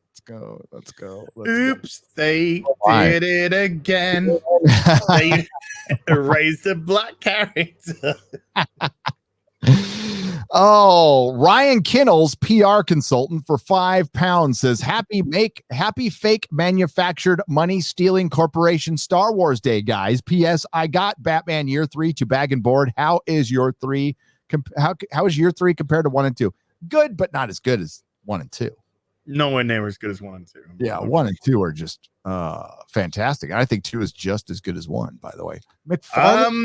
It's different and it's brutal and it's great. Yep.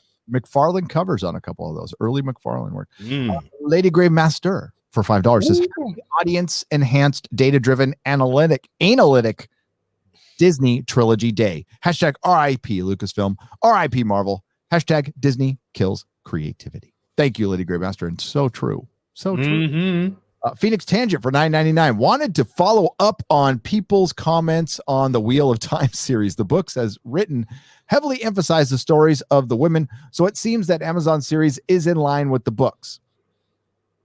Yeah, I just was told that they emphasize women, but there's like a main guy, right? He's not the main guy anymore. He's a co-star, but we'll find out. But Phoenix Tangent, I think the chances of the Wheel of Time being woke, in other words, amped up from what it was originally designed to the story. Well, I think it's 100%. I hope I'm wrong though. I'll still check it out when it comes out. I'm going to give it a shot, and I'm going to try to read the books, or at least a couple of them, before it comes out. Dane O'Reilly, 2 super sticker, 1 a hot dog and a phallic unicorn. Thank you. Thunderstorm for $9.99. R.I.P. Black Falcon. Hello, Captain Falcon. I preferred Black Falcon, by the way. Did you know? That's what I like to call him, Black Falcon. Yep. Did you know Sam was black? Apparently, Marvel keeps having to tell us. Really? Yeah, I love how they tried to make it not a big deal, the whole Black Falcon scene, and then they went on to create an entire show to let you know that it was a black Captain America. Yeah, have you seen my I put out a video I put out a video an hour or two before the stream, dude, and I have not seen this it. Is oh no, I'm not fishing for that. This is the thumbnail that I decided to go with. It's okay to plug your videos, dude. No, it's just that.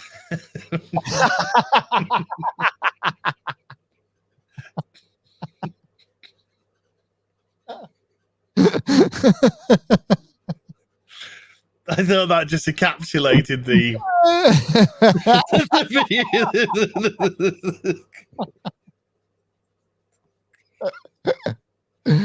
Oh, hey, we'll put the link black that video black at the end of the show, so you can go right to watch it at the end of the show. We'll do that. Sci-Fi Freak for $50 says, "Hey Az and Nerdrotic, when is Az going to start Babylon 5 reviews after the Batwoman reviews?" We're doing the Babylon 5 reviews here. Yes. Since you two don't really discuss Babylon 5, I just thought it would be a thing he does, pick out the best episodes and see how it goes. Az, wow. Thank you for $50. There is a lot of toxic Babylon 5 people. Guys, just let us enjoy the show, okay? We're watching the show. We did what you asked. I don't know what else you want from us. Well, we do. Now it's weekly reviews on each episode. No! No, we never agreed to that. Okay, we're going to talk about it. We're going to talk about it here, but here's the deal. I'm up to episode 6, so we can discuss it. But Az and I both review television shows. So I'm currently reviewing Captain Falcon, Captain Black Falcon, and the Winter Soldier, which hasn't come out yet. I also have a Picard review, which hasn't come out yet. I've also got other. I watch other. I watch a lot of shit. You watched Invincible. I haven't had a chance to get through it. Oh, dude, it's so good. Because I have to watch Babylon 5 first. If they took out the SJW shit, which they do put into it, which isn't in the original comics from what I can gather, it would be probably one of the greatest TV shows of all time. It's just immense. But you get what you get nowadays, and it's still absolutely phenomenal. Still, yeah. Even with the little bits that they chuck in, Yeah. So far, I'm not really having a problem with it. I remember reading the comic. I'm glad you got the issue number 1. I wasn't going to say. No, I'm not going to say anything because I'm not trying to want to. I've got to run. I don't have a run. Okay. I might have a CG Seed version of number 1. Yeah. And it's an accident. I didn't even. That's like $2,000, dude. It was. Is it 9.8? It's a 9.8. Right, so it's about $2,000 to $2,500. And I meant to sell it, right? I meant to sell it at the store, and I just forgot about it. I found it in a box after I sold the store. I'm like, fuck, I could have sold this thing. Oh well, now I'm stuck. I got it.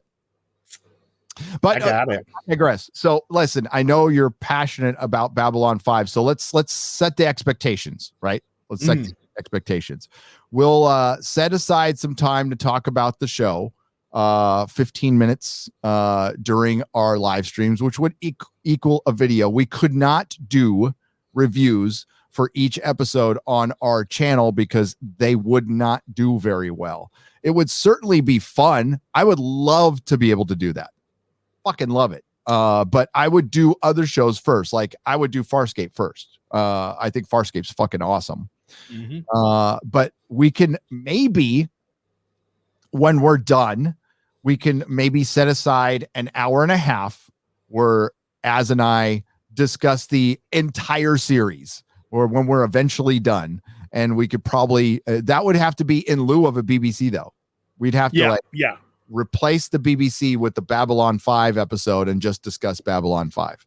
Or just have another stream. And listen, it's a good problem to have, and I appreciate you guys wanting to watch us. And we're watching it. We're actually watching it. Okay. But like Az has family. I have family. I need to see them once in a while. And I don't. I really don't. I don't see them a lot. Again, good problem to have. You must watch it all in your free time. Thank you for the $50. Thank you for your passion. We appreciate it. And we will talk about Babylon 5 today. All right. So unless we don't. What? No, you just said we'll talk about Babylon 5 today, and I said unless we don't. Unless we don't. Shotgun Gaming, thank you for the 14 Danish krona and the phallic unicorn. I appreciate it. Critical Ramblings for $10. I was going to say, may the fourth be with you, but I was distracted by a strange looking moon. Then I realized that's no moon. It's Ryan Johnson's forehead. Hail Az it, Gary. Long live the fandom. Long live the fandom. Hail. Happy Kill My Childhood Days from Dan Vask for $20. Dan Vask. Dan Vask is working on a project that I'm very excited about. And you've given some suggestions, sir? Yes. Thank you. I like those suggestions, by the way. I think they're really good. Keaton Smith. Thank you for the super sticker for 99 cents. Fabio Carrero for $2. Thanks for your Batwoman reviews. Quite enraging, as they love the Batwoman reviews. They are for me. Hey, and it's great to be able to watch Babylon 5 afterwards, to cleanse the palate. Palate cleanse, palate cleanses. Yeah. I watched an episode this morning. I watched an episode. Primer for $5. Hail, Az and Gary. Love these live streams. Also, will you guys review graphic novels like Watchmen, V for Vendetta, League of Extraordinary Gentlemen? Yes, we will in the future. We will. Clay Johannesson for $5. Hail, Gary and Az. Just wondering, has anyone in the movies ever actually referred to Carol Danvers as Captain Marvel? I can't recall this happening. Yeah, I think they did in Infinity War. No, in Endgame, right?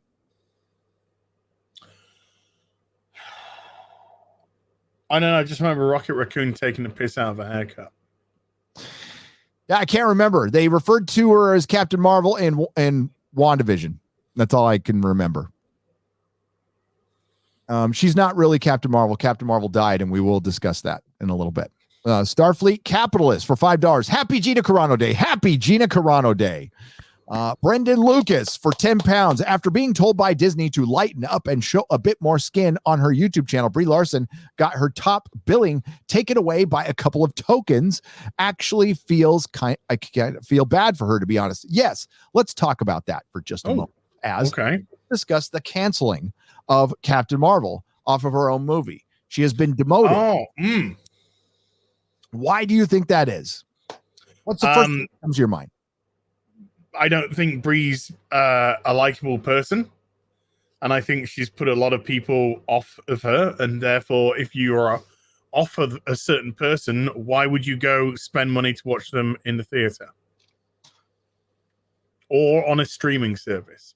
So I think Brie has a distinct dislikability about her. She's also white. And there you go. All right, so let's talk about Doctor Who for just a moment, shall we? When I talked to my friend, his speculation was our speculation, right? I always like to point out in Orphan 55 when they had, why am I blanking on his name now? Graham. Not Graham. his grandson. Oh my God. I've never been able to remember this guy's name. Ryan. I was going to say, I wanted to say Duncan. Yeah. Sucking his thumb with the other, right? And I I'm like, mentioned this in yesterday's Batwoman review, dude.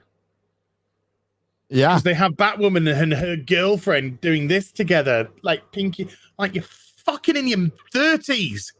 treating them like infants. Yeah. Right. So that this is how the BBC sees black people. That's how they see black people. All right. And one of the concerns now, after all the BLM rioting, okay, because that freaked out the BBC and Hollywood, and they were definitely shifting in a different direction politically, right? They were going to the intersectional feminism, but then they instead the BLM stuff kind of reprioritized. They reprioritized their wokeness, and their eyes were open to white feminism, which is one of the biggest complaints from intersectional feminism, is white feminism, which is white women leading around people of color. And that's what the Doctor looks like now. And it's actually a bad look. This is what happens when you get woke. You write yourself into woke corners, and then you out woke yourself, and then other woke things will trump other woke agendas. So we come to Captain Marvel, who was a blonde white girl, and now we got Monica Rambeau, which a lot of people were calling out immediately, like, this isn't really Captain Marvel. Monica Rambeau was a better Captain Marvel, so they decided to do it, and then they made her worse. And then you also have Miss Marvel, and there's no reason to not have, this was $1 billion movie, it was $1 billion success that they fired the directors for. I'm sorry, didn't rehire the directors, hired new writers, got a new director, and then it's conflicting woke agendas. So it was it's not the victory that you think it is. I mean, it is and it isn't. But it's going to be an awful movie that we can make a lot of money off of and a lot of content off of. Oh my God. I'm thinking of the money. Okay. But at the same time, I'm thinking of how much of my soul is going to die watching it. And I got a horrible feeling it's going to take about 30% of the soul. I really do. I think it's just, this film is going to be such a piece of dog shit. And I mean excruciating dog shit as well. Like, a dog doesn't just shit in your house. The dog comes up and shits up your ass. And then you have to shit out the dog shit. Through your mouth. And then the dog eats the dog shit in front of you and then pukes up. That's what this film is going to be. It's just going to be an absolute fucking disaster. It's how do you see this going? In what fucking universe do you see this film ever going in an entertaining manner for anyone? And we're talking about entertainment. We're talking about fun. It used to be fun, where Captain America would fight Hydra or the Red Skull or Thanos. I called him Thanos forever. And now it's Carly and the Ghost. Again, do you remember the bad guy from Ant-Man and Wasp? Was that girl? Oh. Like, what was she even in there for? Right? And she was the same exact villain as fucking Carly. As Carly, yeah. That's their new template. Apart from she didn't kill people. Yep. But we like Carly did. Sympathetic. And we need to save this girl villain instead of fight her. No. Bitch wants to punch in the face. She wants to get on the straight and the narrow, and the only way to do it is give her a punch in the fucking face. Remember when we used to go around going, why we need to now needs to punch a Nazi? Now we need some of our heroes to fucking punch some of these fucking villains, okay? Punch the fucking good back into them. I was going down a Twitter timeline. I think you were in there, and somebody threw up a Somebody threw up this is an SJW punching a Nazi, and it was Captain America punching fucking Hitler. And I'm all, is that the same SJW that you're trying to get rid of and said that's old?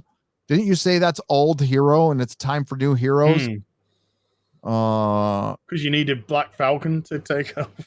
Captain America wasn't a fucking social justice warrior. He was a warrior. Because Black Falcon's character wasn't legitimized enough. And so the only way that they would be legitimized is if they took the role of a white man. That's the only way that it can get legitimacy. Okay. That's exactly what they said in that they removed Falcon and Sam Wilson's fake agency completely and said, your Falcon hero doesn't matter. It doesn't matter to all those kids who read it, me included. Doesn't matter. You need to be a white man. Now I'm going to show you something good. Oh, nice. Versus the Army of Darkness. Before Dynamite. In 4K. Yep. Full Dynamite fucked up. And when he used to come into Friday Night Tights and drop a super chat as well. Yep. I was about to work with him. Yeah, you were. Yeah. I was about to, and then I didn't. Disappointing. I think it would have been helpful, and all he had to do was ignore it. Nothing would have happened to him. What, he would have lost Gail Simone? That's addition by subtraction, brother. Fucking hell, how are you? That is addition by subtraction. Well, it depends on sheets. What sheets? I don't have my phone with me. I don't have my phone with me. Hang on a second. I got to check and see how the connection's doing. It's all right. Nobody seems to be, complaining or. WG, thank you.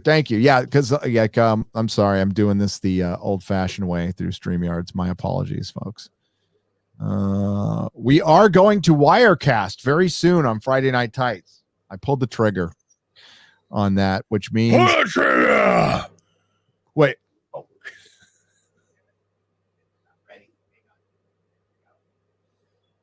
Where's the trigger?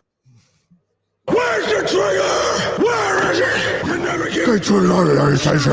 Where is it? Where is it? Gamer gay. Can you count? Oh, wait. Hang on. 1, 2, 3, 6. No, I cannot. I think you're in the fucking wrong one. WG for $500. Whoa! $500. Can you count? Oh, wait, no, it says you can't. Can you count, suckers? I say the future is ours if you can't count. Look what we have before us. We've got Nerdrotic sitting next to Az. We've got Razor Fist right by Doomcock. Nobody is canceling nobody. That is a miracle, and miracles is the way things ought to be. You are standing with 339,000 fans. Can you dig it?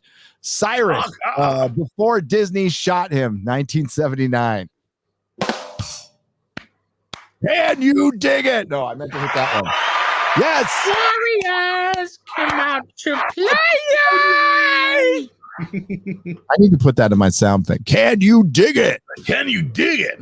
He was also in The Crow. Thank you, WG. Yes, we are. You know what? We do have each other, and I do think it's going to end. That little word escapism showing up in the Marvel trailer really caught my eye after the abysmal failure of the Oscars.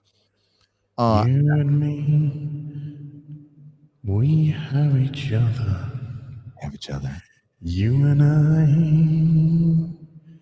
together forever.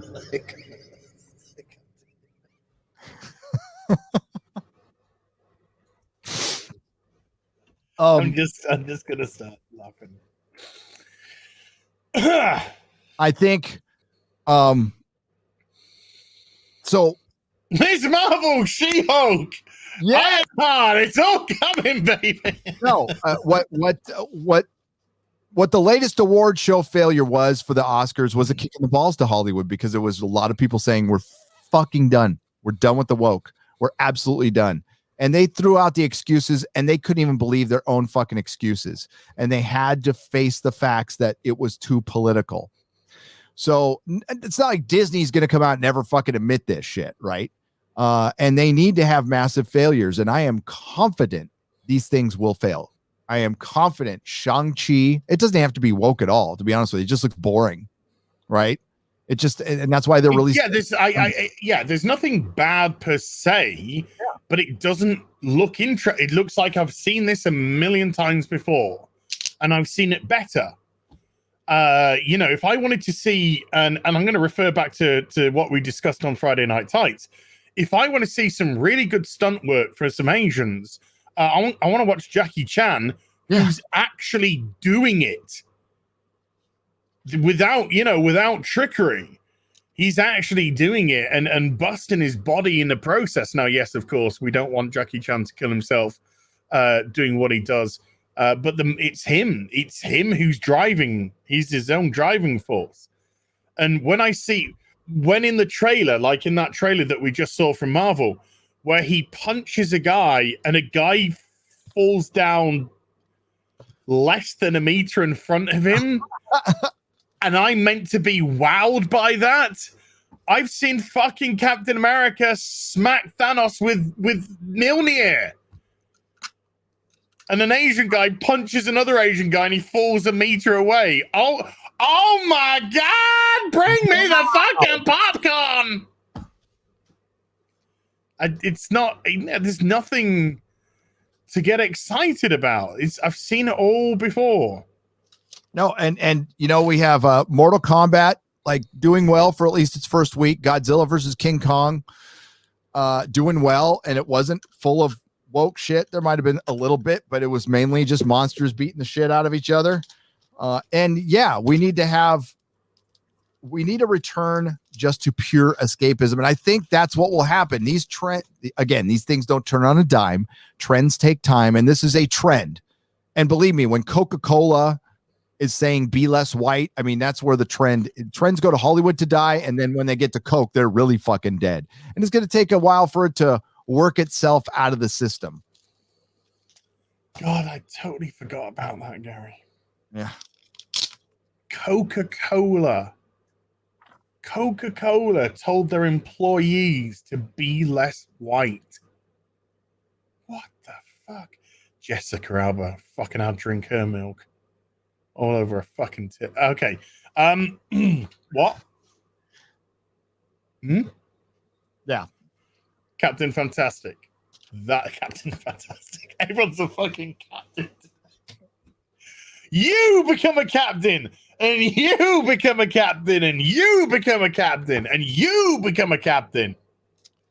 Yeah, I wonder when we're going to see Sam Wilson's Black Captain America all over everything, just like that one. I want a spoof film. Axel, are you listening? I want a spoof film called Black Falcon. A spoof film porno. Do it. Black Falcon. Commie Cola. Yeah, Commie Cola. Fucking hell. Ay.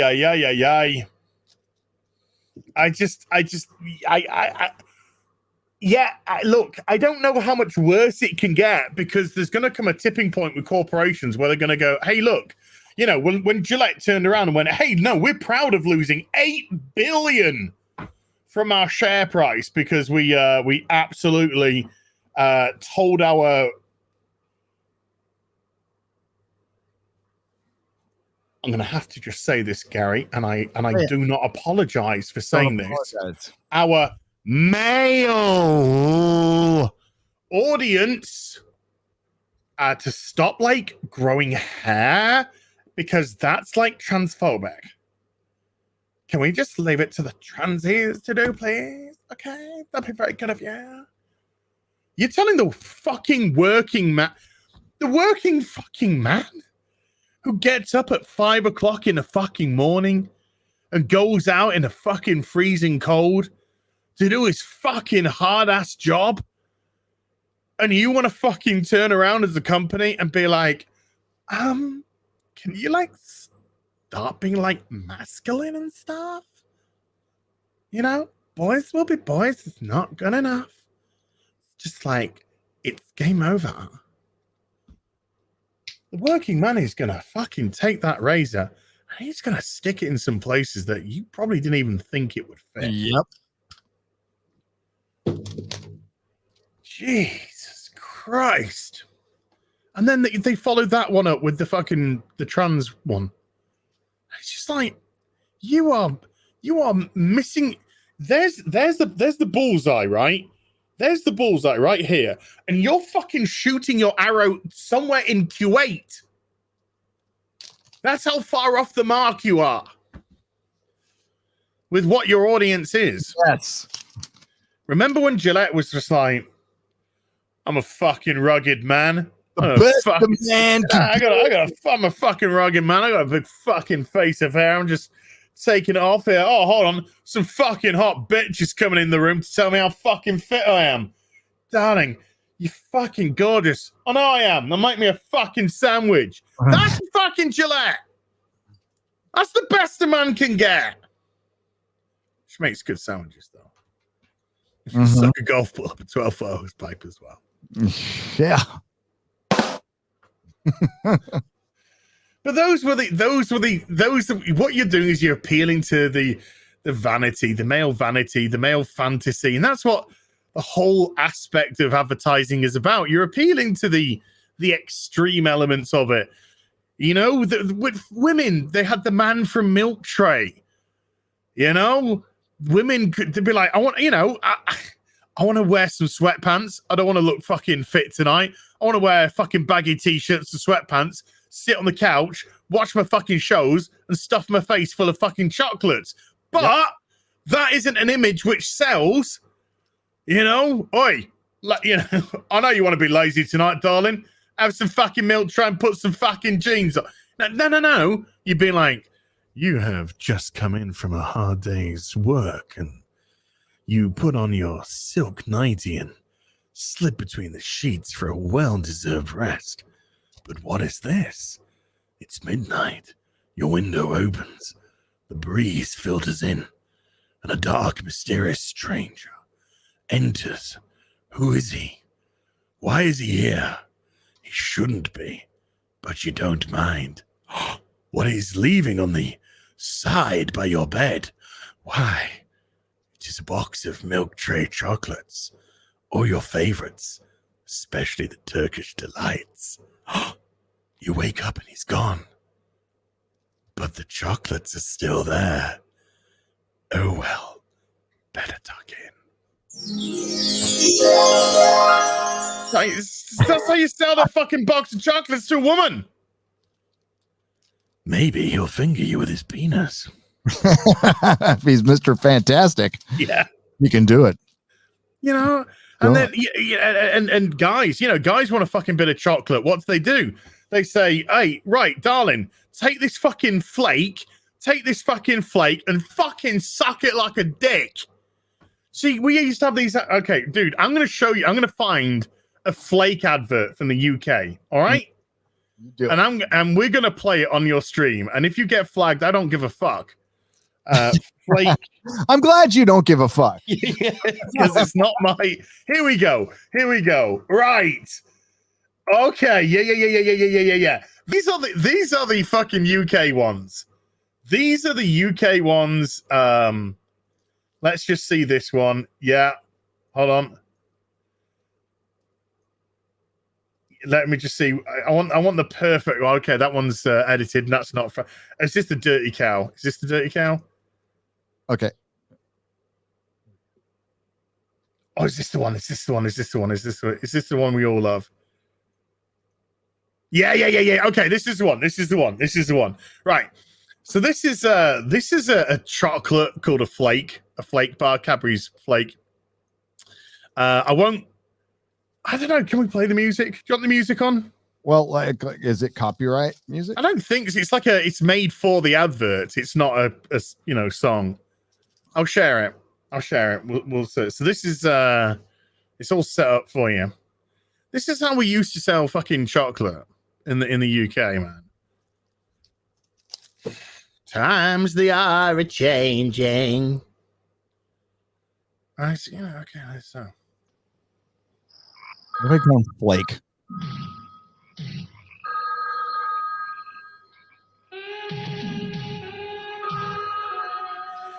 Only the crumbly flakiest chocolate.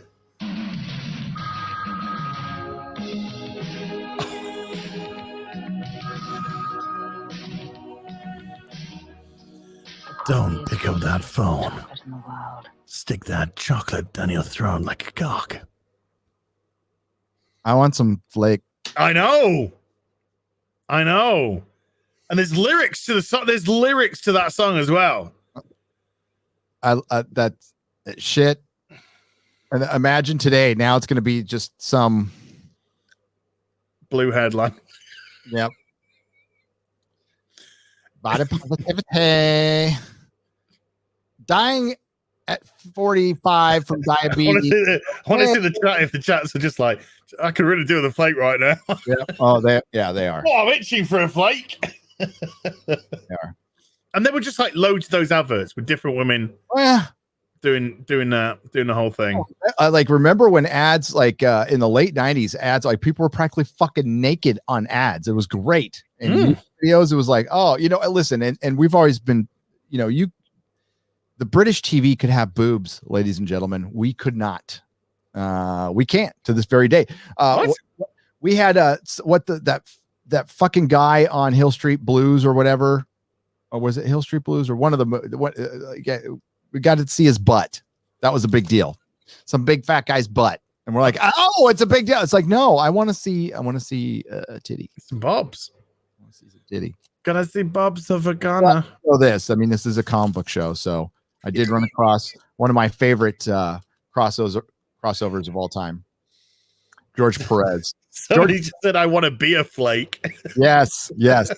This broke George Perez too. This cover, which wraps around. It's fucking. But this image right here. Yeah, baby.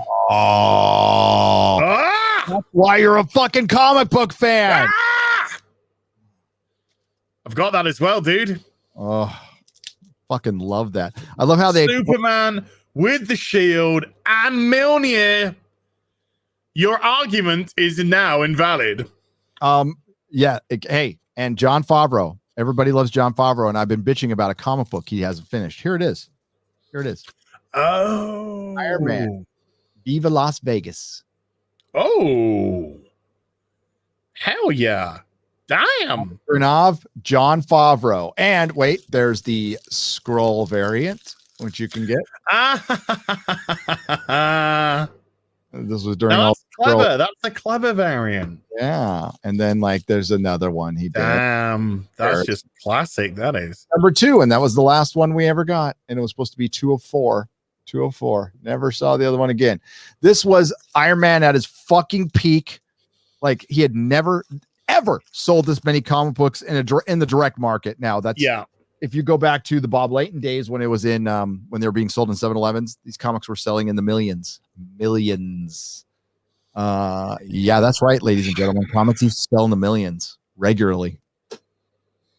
Detective. The last time we had the charts, Batman, Detective Comics featuring Batman was selling about 32. Well, no, was shipping about 32,000 issues. Superman was shipping 30,000 issues. I remember when Derek Robertson, artist of Transmetropolitan, co-creator of The Boys, called me distressed when he heard first time that The Amazing Spider-Man had dipped to 60,000, only selling 60,000 a month. That was horrifying. And I hadn't been paying attention to the sales because, they were always pretty much the same. There was like 100, 120,000, sometimes 200,000, 60,000. And now that's considered good. Good. Now that's considered good. Yikes. It's very sad. Very, very sad. All right, so let's read some super chats, and then we'll let's talk about Babylon 5 first. We'll talk about Babylon 5 first. How you doing on time? I don't want to keep you. I'm fine. I got an hour and a half. Okay, good. Thanks everyone for hanging in there. We love you guys. Roll Titan for $5 says, have you talked about Doctor Strange being pulled from WandaVision because he's a white male? No, we haven't. We can briefly talk about it though. There was a Bounding into Comics article on that. I mean, you and me could talk for fucking ever, dude. 6-hour show is nothing to us. But we can't do that one. Oh my God, there's so many fucking things to talk about. I got 3 fucking streams today, and this is number 1. I had a video that was supposed to be out this morning. Well, actually, it's supposed to be out yesterday. Now it's this morning. Now it's going to get completely changed and come out tomorrow. And then the Falcon and Winter Soldier review. Let's see. Kevin Feige, Doctor Strange, cut from WandaVision. There we go. Cut from WandaVision. Kevin Feige says Doctor Strange cut from WandaVision because he's white and male. John, I love you. Don't be like Garbage Tier. Don't repeat your headline in the byline. Make your byline different. Yeah, come on. Don't do that. Do better. Do better, John. I love you, John. John is a friend. According to MovieWeb, Feige spoke with Brian Hyatt for Rolling Stone about WandaVision and Marvel Studios' initial plans to include Doctor Strange in the show. Apparently, Doctor Strange was supposed to be communicating with Wanda via the commercials that were seen through the show, like the Toastmate scene in episode 1 and Strucker watch scene in episode 2, which would have been much better, by the way. However, Strange was cut from the show, and Feige said why. He stated, some people might say, oh, it would have been cool to see Doctor Strange, but it would have taken away from Wanda. No, it wouldn't. He didn't want to end the show to be, he didn't want the end of the show to be committed. What am I fucking, what's this word here? Commoditized. Okay. To get to the next movie. What? That's exactly what you did. That's exactly what you did anyway. Here's the white guy. Let me show you how your powers work. There's the truth. This is a lie. Did he fucking say that? I don't know. He's put it in quote marks. He added, yeah. That was Kevin Feige saying that. He's gonna we took him out because he's gonna mansplain. She already has her powers. He's just helping her. It's men and women working together. See, that's intersectional feminism. You can't even show men and women working together because the women need to be independent. Do you know something, dude? I hear stuff like that, and I'm just like, just fuck off, Kevin. Yep. You know, I ain't got fucking time for this fucking tiptoey bollocks. Not only was Strange cut from WandaVision, but apparently it meant they had to rewrite Doctor Strange in the Multiverse of Madness. A wonderful combination of very dedicated coordination, chaos, and chaos magic. In other words, you're woke as fuck and you're changing plans on the fly. And the reason they made the announcements they did and the reason there's a multiverse is so they can get out of the wokeness.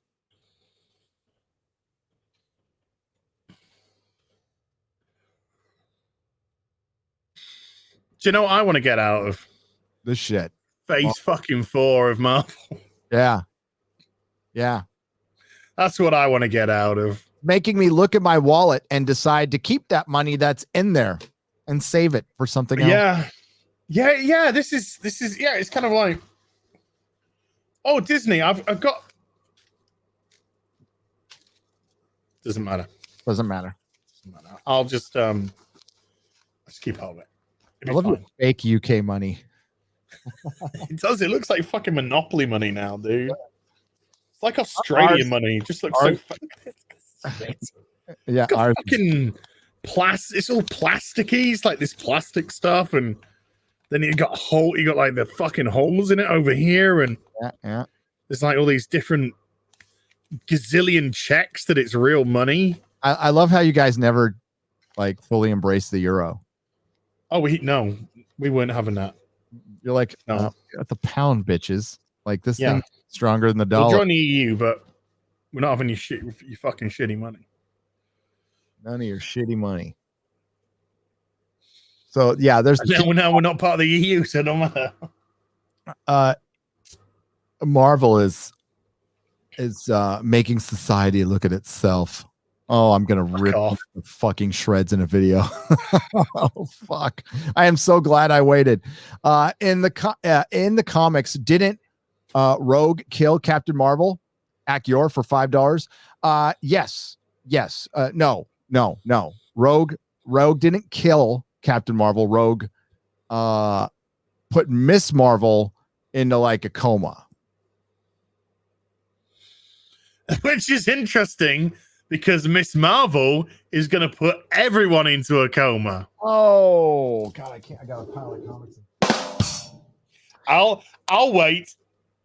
I mean, that's what I originally thought she did when I read the comic back in the day, but then later things were slightly changed.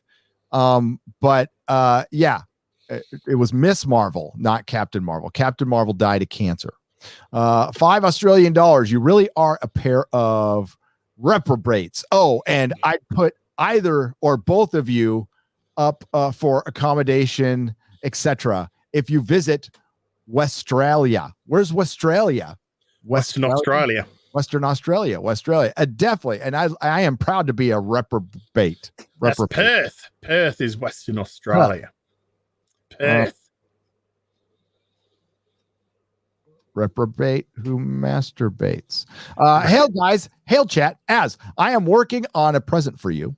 I hope you get it before you do a Scanners Watching Batwhammons. Says Warthond painting for £5. Excellent. Ooh. I didn't want a present. It's okay. Joe Moore for $10. Hail Gary and Az. Do you remember the horrible Eternals illustration that was pulled? If memory serves, I believe Rob Stark was front and center. He was. Icarus was front and center. Well, now he's just got to learn his place in today's modern world. Okay. Absolutely, tootly. I think the Eternals is gonna be dog shit.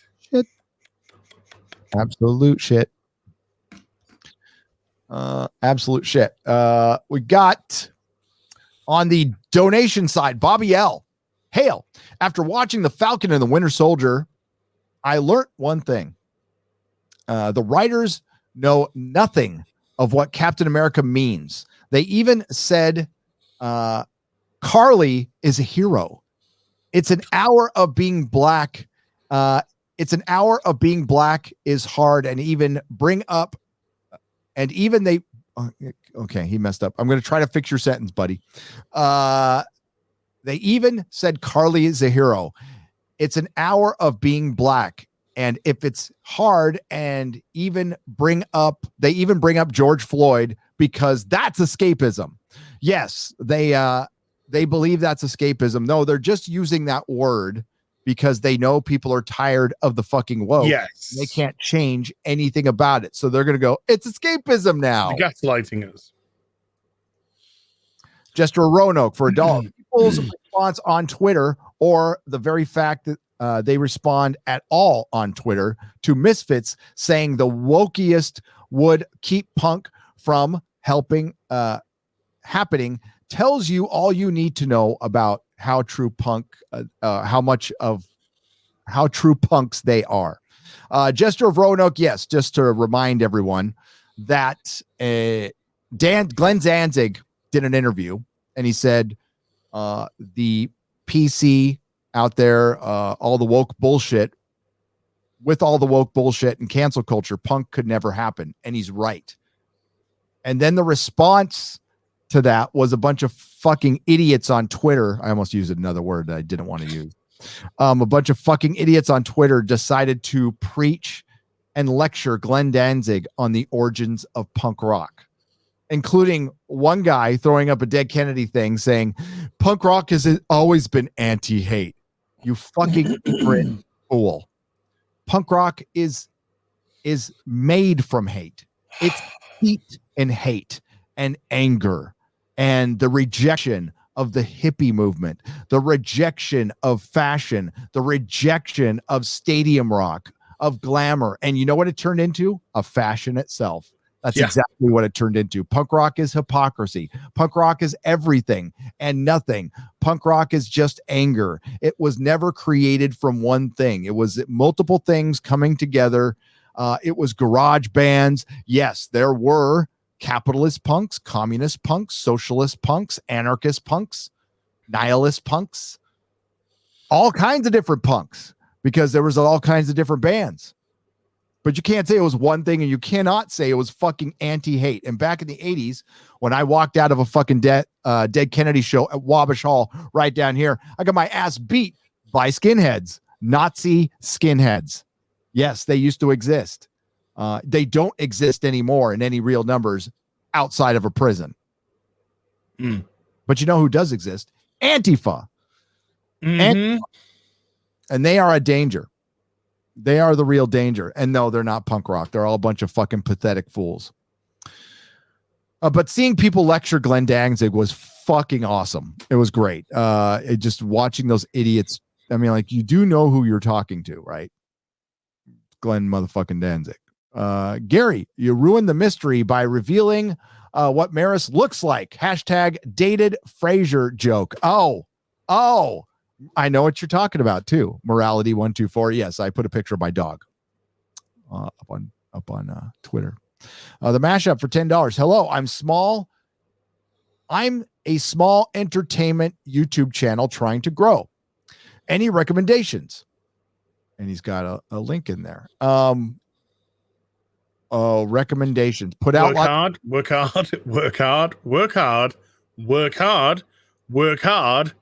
and work hard. Yep. If you're just starting out, and I would say work hard. Find out what works for you, and then multiply that as much as you can. Consistent content, grow an audience, find your voice. Most importantly, have fun, and don't expect it to be a job, but it could become one. Make it a really good hobby. Hail Gary, and first time donating. Thanks for keeping me sane through the pandemic. Lads, loving the content from both of you. Aw, thank you. Cheers. First time donating. Darling. Cheers. Red Eye. Hey Gary, as about the point of missing out on the mainstream comic, I think the Saint. Oh, I read that one already. Okay, we're caught up on that. All right, Babylon 5. Babylon 5. Yes. All right. So I got up to. I'm gonna get my episodes list up here. Yeah. I'm really loving it now. It really found its fucking pace, like fast for an opening. It was very clunky at first with that pilot episode, right? But I still enjoyed it. I don't have a single problem with the effects or anything like that. And knowing about what Michael O'Hare went through does kind of affect how I watch it now. Right. Okay. Yeah. And that's not a bad thing. Because you can see when he had his, even through the 6, you can tell when he had his bad days and his good days. Because in The Infection, I fucking love that episode. And he was great in that episode when he was taunting the guy, right? Or the monster that got mutated. That mutated. That was from a species that was 1,000 years dead. Yeah, that's close. I like those sci-fi toaster stories. They're interesting. Yeah. So The Infection is episode 4. And what happens is some artifacts get smuggled onto Babylon 5 by a guy who knows the Doctor. And they get caught. One of the guys gets caught bringing them in, and he kills the guy who's inspecting all the stuff coming on, and all biological matter has to go through a 48-hour quarantine before it gets on the Babylon 5. By the way, Babylon 5 is a space station, and it's there. It's basically like a casino, but it's where all the diplomats can go and kind of hang out, party, do their diplomat stuff, and keep the conversation going so we can avoid war. There had been previous Babylon stations that were all destroyed in some way. Does that, I guess we find out Babylon 4 went missing. Yes. And we don't know why. And I'm guessing we're going to find out. Babylon 5 is a series that was conceived in advance, 5 seasons in advance. I think maybe more. I'm not sure. By Michael J. Straczynski, who is a genius of a man, even though he wrote one of the worst comics I've ever read, but it wasn't his fault. And Babylon 5 is a lot like DS9, and then it's not. Okay. And then it's not. And I like DS9, and I'm liking this. And so with the infection, a guy gets on, he smuggles these artifacts. One of the artifacts infects the guy who smuggled it in. We find out that the artifacts belong to basically the space Nazis. Well, and the main architect dude or whatever, that's David McCallum, who played Ilya Kuryakin in the original Man from U.N.C.L.E. Yes, he did. He was also in that other series that somebody sent me a copy of it too. It's somebody. He's got a female partner. Not the Persuaders. No, it was. Hang on. I'm gonna try not to get copyright. The year is Babylon 5. It is Sapphire and Steel. Sapphire and Steel. Thank you. God dang. Yeah, somebody sent me the series of that. I got to watch it. See, I've got a lot. Heart to heart. Yeah, I got a lot of stuff to watch. But no, he was good in this. And Dr. Stephen Franklin was his pupil, right? And he came in and basically took advantage of him and said, "Oh no, I got all this stuff checked out already. But could you scan it with your medical scanner?" And he's all, "Oh my God, it's biotech." So it was biotech, but it belonged to space Nazis. So it infected one of the guys who smuggled it in, and he basically turned into one of them. And Michael O'Hare had to fight him. Jeffrey Sinclair had to fight him at the end. He was taunting him, and the way he was taunting him was fucking awesome, by the way. And he was ready to die. So you could see they were already writing into the script, maybe getting him out of there by season 1. I don't know if that was part of it. We'll find out as episodes go on. But Michael O'Hare, the main guy, had a severe mental illness, and he was hearing voices and having hallucinations. And Michael J. Straczynski knew about it, but nobody else in the cast knew about it. And he didn't want, and Michael J. Straczynski was ready to fucking shut the show down. And Michael O'Hare, to his credit, said, "No, let's keep it going, and I'll just soldier on." And he didn't know, and nobody knew that he had like hardcore paranoid delusions and stuff. You can't imagine this stuff. It must have been horrible for the guy. And like his career was over after that, by the way, but he made it through season 1. And that 4th episode was the one where he stopped being so stiff to me. And he started. Yeah. He really kind of loosened up. Maybe there was some sort of catharsis in what he was doing, with the ability to kind of be a little bit more active and boisterous and a little bit out of control. You know what I mean? And he definitely, it felt like a different person in a way in that one, because he had been so kind of, by the book, stiff's a good word, up until now. But I thought the final form of the The creature was pretty good. Yeah, no, the makeup's good in this. Yeah. The creature makeup is really good. So yeah, when he's going through the transitions, I'm sort of like, oh dear. And then when he gets to like the final one, I'm just like, actually, that looks pretty decent. You know, particularly for that time. Yeah. There you go. There's a good. Yeah, it's sort of pretty decent. Yep. So this is, and that he's got that little heart thing in the middle, right? So that was a key to his. I love the X-ray too. I live off the X-ray. By the way, oh yeah. Christian, I love her, man. She's good. She's good. She's an good. episode of Columbo as well. Okay, so what basically these aliens were? They've been gone for 1,000 years, and they strive for purity. So pure, they were so they strive for purity that their own weaponry turned on them. Yes, eventually, kind of like Daleks, or this kind of like a Dalek-esque vibe to that. And this guy, so this guy takes over a human, and how Sinclair beats him is he's like, go access the human's memories, and he saw what your world is now.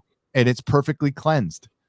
And it was just a desert. He's all, no, forgive us. And he rips his fucking heart out. And but then Sinclair they're in an airlock and they're trapped, right? And he's ready to fucking die. He's like, I'm ready to die.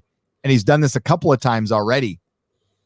So Garibaldi, the security officer, who I like a lot, chews him out at the end. It goes, dude, I'm your friend. I know you're my commander, but I've been your friend longer, and you're got a death wish. And he got pissed. Sinclair got, are you finished? Yeah. That was good. And then they talked about the weaponry, right? Being in the wrong hands, and then immediately the Earth government comes and takes it. And they mentioned like they pretty much foreshadow that this is going to come up later. I don't know if it does, but they really talk about it coming up later. And you're starting to see the early parts of this being a cohesive story, because it feels pretty episodic still, Well, I mean, it kind of feels episodic in as much as its themes, but when we get to like the prayer war, which is episode 7, which is the next episode for you, we learned some very interesting information, which is obviously going to come back and only be filled in bit by bit the further down the line we go. So yeah, even in season 1, you can tell that they're setting up some big story arcs to come. Yep. Now I'm looking forward to it. I'm like, I can't wait to watch episodes now. I'm like, oh, I get to watch Babylon 5. That's a good feeling. That means I'm into the show and I give a shit. So who is your favorite? God, what's the ambassador's name? I keep forgetting the ambassador's name. The one with the cranial thing. Yeah, with the fan. I'm not sure on that one yet. He is my favorite character by far. Oh, I loved when he fell. You mean the do Londo? Yeah, Londo. Yeah, that Londo's the one with the big fan on his head. Sorry, I thought you talked about the female with like the Lobo.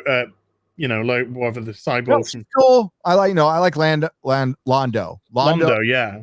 My favorite. I loved the episode where he fell in love with like the pole dancer, and Born Purple. She was a slave. Yeah. Right. She was being used to get information on the government, and he was in love with her, and she knew it, and she felt bad. Then she frees her at the end. I thought it was really fun. Jakar, I like it. I like Londo and Jakar. I think they're both great. Yep. I think they're both great. I think there's some really good stories to come with the pair of them. They're my kind of 2 favorites so far. There's a good Garibaldi episode coming up for you, but there's like you've got the prayer war next, which is you're gonna find some really interesting shit out in that. Excellent. And then we have the kidnapping one after that, which is really good, and you're going to really enjoy that. Then we have Deathwalker, episode number 9, which is really good, and you're going to enjoy that. That poses some really interesting ethical questions. Does that episode? Then episode 10, which is The Believers, is like a TNG episode. That's like a classic TNG episode, and it's brilliant. And then episode 11 is a wonderful Garibaldi story. Oh. So you've got, I mean, from here on in, you've just got doozy after doozy after doozy. That's fantastic. That's Up until where I am, which is the end of episode 11. Yeah, once I get through my, once I get done, at least with the Falcon and Winter Soldier, I'll be able to like sit through and burn through a couple of TV shows because I want to finish Invincible too. I want to watch. Don't you mean Black Falcon and why is this person here? Yeah, exactly. That I need to get through, unfortunately. But no, I want to like binge the rest. I think I'll binge the rest because it's a good thing to watch, kind of like while you're fucking alphabetizing comics or something like that. It's a perfect show for that. But damn, it looks like I got a lot of good stuff. Yeah, it's 4.7 out of 5 stars. That's a pretty well reviewed TV show. So I'm loving Babylon 5. So thanks for pushing us to watch it. Can't do individual videos. Sorry. No, I don't have that kind of time. I wish I did. But I definitely think that maybe we'll run a poll. Maybe we'll see if we want to replace a real BBC episode with a Babylon 5 discussion.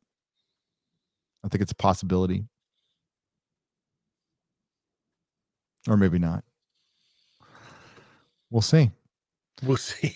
We'll see. I have a feeling there's just be 6 people there with fucking guns to his head.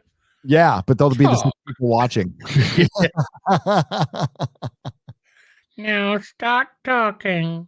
Okay. Say good things about the Babylon 5 or lose your brain.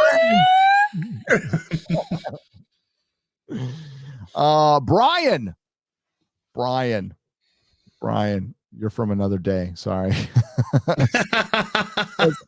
I scrolled down too far. Brian, you're from another day, and I already read. You're a different stream, Brian. Generic white male for $5. Gary and Az, I hope you don't decide not to read this donation. Me being a straight white male, I never meant to mansplain to any women other than Scarlet Witch. Love you so much. Disney is always trying new stuff to pop on their beloved franchise. They realize their mistake after they go bankrupt. And I heard that you start watching anime, and I recommend you watching Dororo. It's action samurai set in old Japan. It's called Dororo.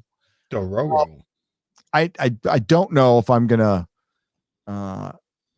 yeah.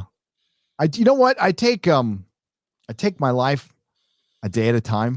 I don't do a ton of planning in the future when it comes to the channel outside of live streaming. I go, I'm going to do this and I'm going to do this. I take each day as it comes. I get my cup of coffee in the morning. I sit down, I look at the news, I see what everybody's talking about. And then I dig through some of the stuff that like interests me. I dig a little deeper to try to find something a little different. Most of the time I don't, but it's good to look for. And then I think about making a video or I review something. And then if I've got time, I try to watch something new or something old. I've gone back into my old habit of watching a Doctor Who episode right when I wake up. I just watch, a half-hour episode of a classic. Okay. Oh, yeah. Of the classic. Because I used to do that all the time. I read a little bit of a book here and there, but yeah, I don't know if I'm going to be diving into anime. And it might be because if it's too good, then I'll become too obsessive on it, and then it would take away from the channel. And plus, being doing what I do for a living, there's no schedule for it. Like news can drop at 9 o'clock. You have to do a video, be up till 3 to do it, and I'm not complaining. I don't mind that at all. As a matter of fact, I fucking love it. I lived on a schedule for a long time. I love being, I don't know, a leaf in the wind. It's great. I'm a leaf in the wind. I'm a leaf in the wind. But I don't know if I don't have any plans to do that stuff, but I may happen. You never know. The mashup for $10. I read that one already. How you doing, Az? I'm doing good, buddy. How you doing? Great. Film Lars for 100 Danish krona. Hail Gary, hail Az. Are there any new Marvel and DC comics that are worth reading, or are they all woke and bad? I'll let you answer that. We stopped buying them about a year ago. Yep. I think that says everything that you need to know. We're done. If you want affordable good reads, go to the early 2000s, kind of right around when 9/11 happened, and go. And they started making comics for trade, so they're always 2, 3, 4, 6 issue limited series, and just dig through a title. You'll find something cool. There was a lot of good stuff, like this little side adventure, Marvel: The End, which ended up selling like crazy. And they didn't expect it to. It was just supposed to be a little dumb side story that people fucking loved. Wanton Sombreros gives us 99 cents for a hot dog. Oh, dog. Go to the past, Film Lars. Buy back issues. Go to your local comic shop.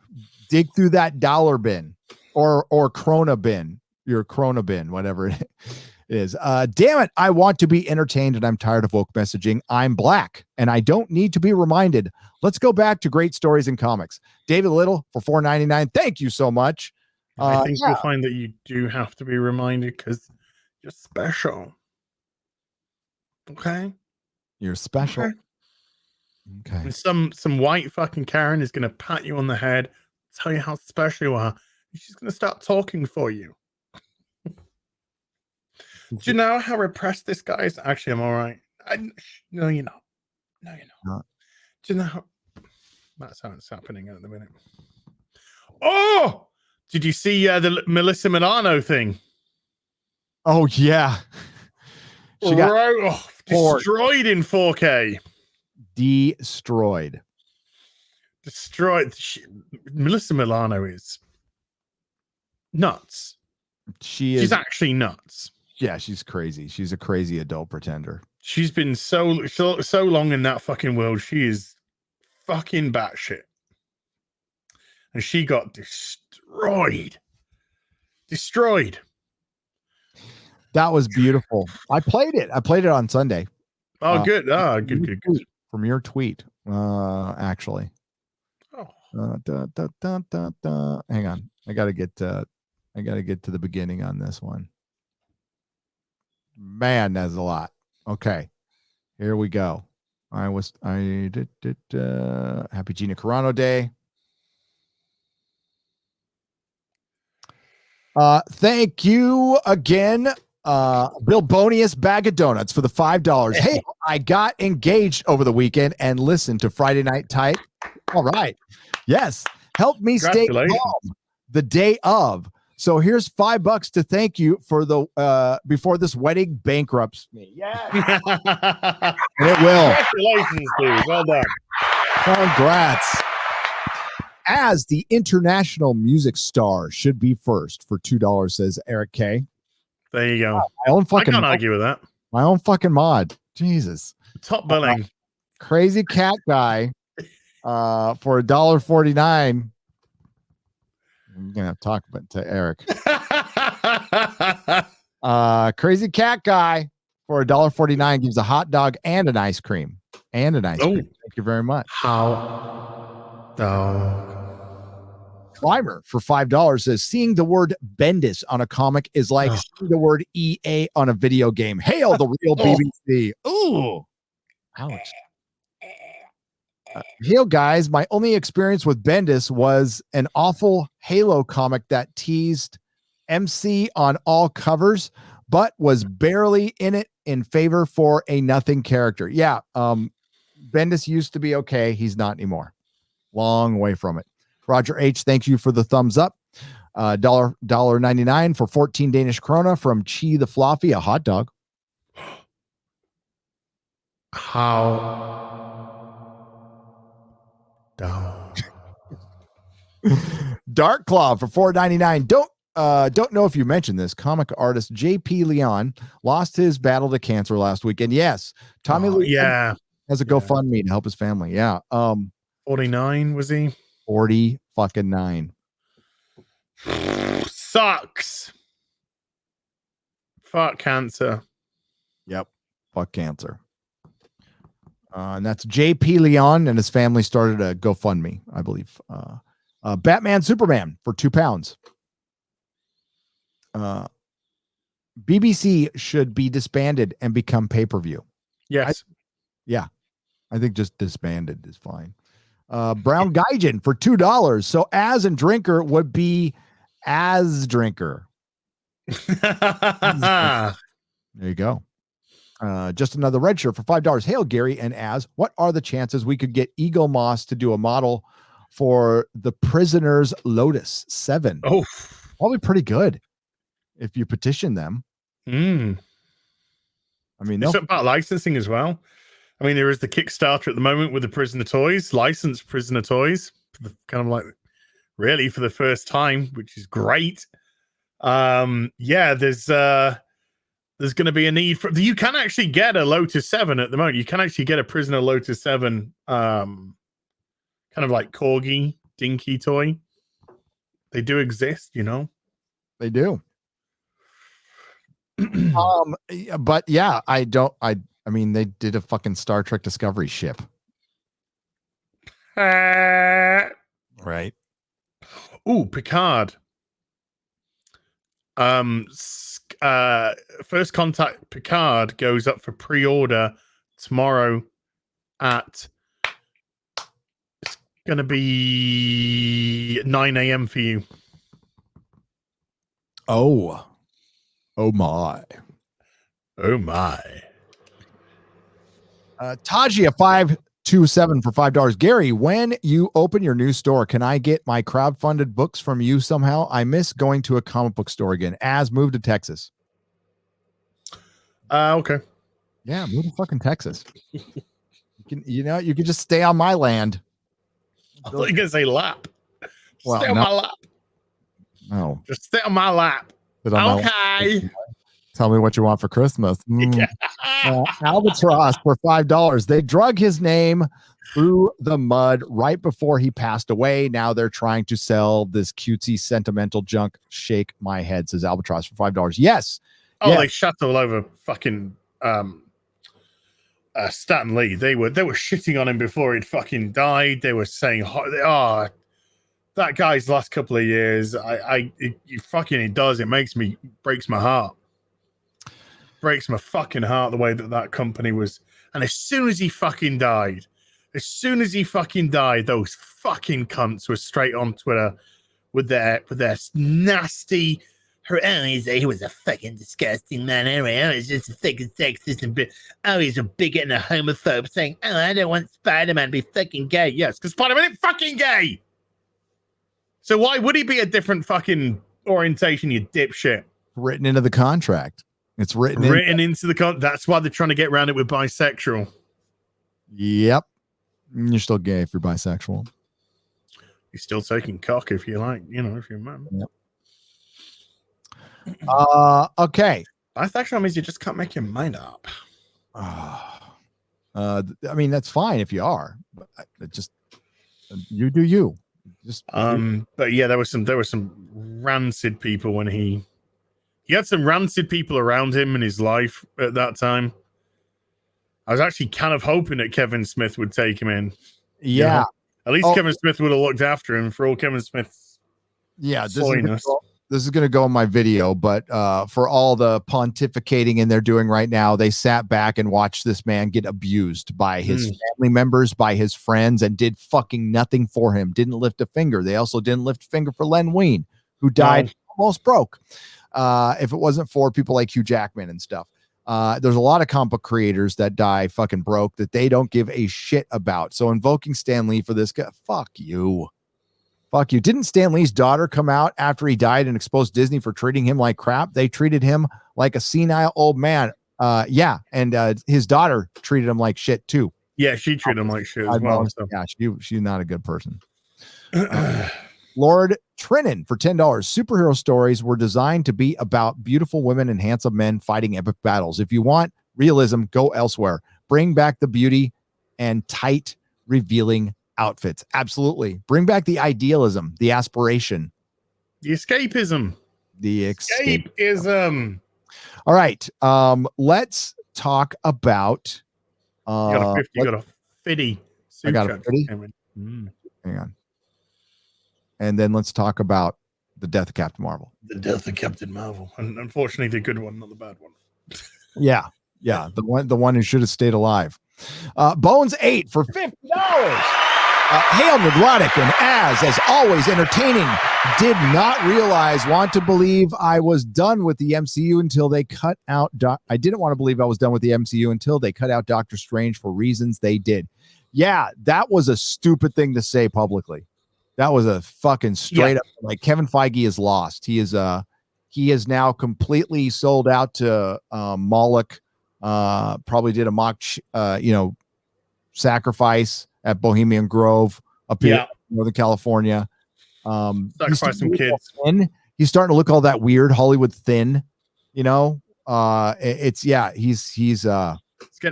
his kale and carrot smoothie. Yep. Good man. Yeah. Fucking fuck. All right. So Death of Captain Marvel. I'm going to try to show an image. Hopefully I don't get in trouble for this. But fuck it. We need a visual aid. Sorry, Marvel won't know what the fuck this comic is anymore.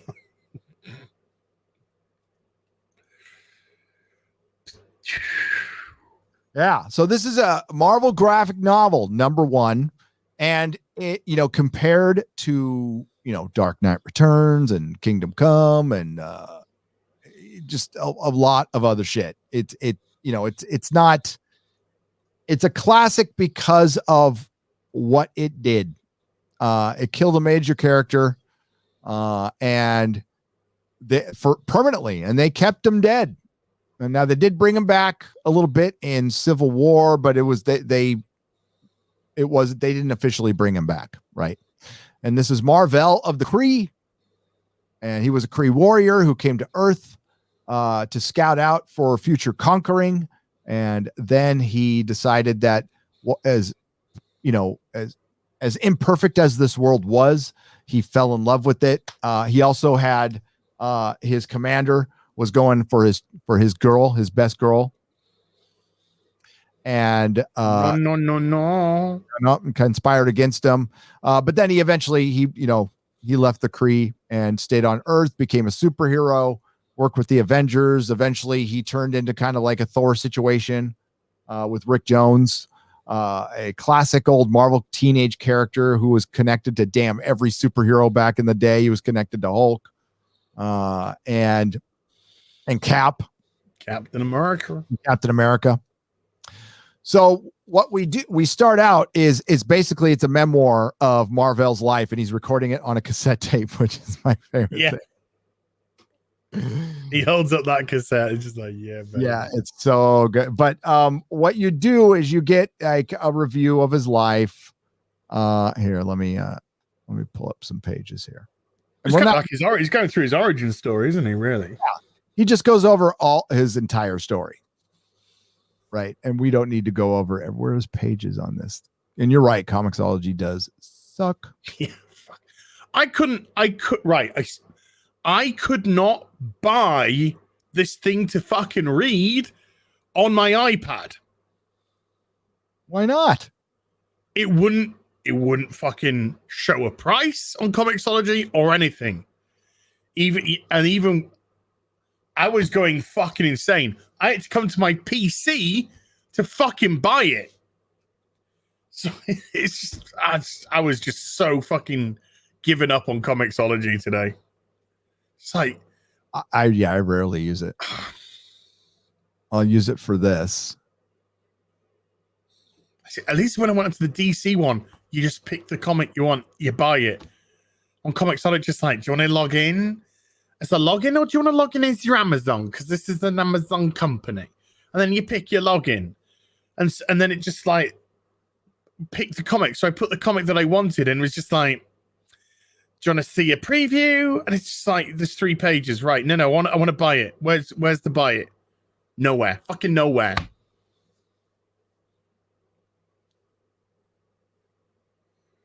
Sorry. I love they kept in the 80s coloring on this, which is good. Here's his cassette tape that he's recording his memoirs on. Yeah. And he's just going through his life. And it comes out, because he's with Mentor. Yes, Mentor and Eros, who are the father and brother of Thanos. That's right. Why do And they look so different? they look so different. Oh my God. Why do they look so different? Well, maybe he fucked something different. Did he fuck like a blueberry or something? There's dead Thanos. Stone Thanos. Yep. So they're going through and that's and they came down here to get Thanos's to take Thanos home, to put him in the crypts. And they get attacked by some of Thanos's children who are worshiping him, and then Mentor they just wipe him out. Yeah. And even Captain Marvel's like, God, they're being a little hard on him. He's all, I know how to punch people precisely just to do just enough damage to stop them without killing, because of my cosmic awareness. Yeah, my cosmic awareness tells me exactly the amount of power that I need to punch this bitch out. Yep. Whereas those guys, they don't know their own strength, and they can start fucking killing shit without even realizing. Yep. So he gets, after the fight, he starts coughing, gets exhausted, and they're like, what's going on? What's going on? And he finally comes out and says, listen, I was fighting Nitro, and I grabbed this canister of gas, and I took full in the face, and it gave me cancer. So I've had cancer, and if it wasn't for my wristbands, I'd be dead. And if it's kept me alive this long, and I've looked everything for a cure, and they try, and then, Mentor tries, and then, then he's all, well, have you told your, oh my God, I forgot her name, his girlfriend? And he's all, no. And there's a great little scene in here. Let's, yeah, with no words were necessary. None. She knew.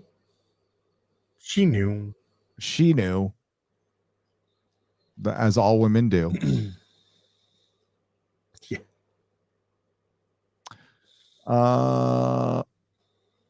Yeah. So Mentor, here we go. Mentor, this is a good scene. Whoops, I didn't mean to do that. I meant to do this. Okay. I'm sorry, I need to zoom in because I'm blind. I could understand that. It's a terrible disease. We on Titan call it the inner decay. I like that. You Kree have named it the Black End. Earthmen call it cancer. Well, it was clever. I thought it was actually really clever, that bit. I did too. Just like, yeah, different people have different words, different explanations for it, different stories about it. So I was just like, yeah, that works. Because you knew that he was going to say cancer. You knew what it was yourself. So when he's given the different words, you were just like, oh yeah, we know what this actually is.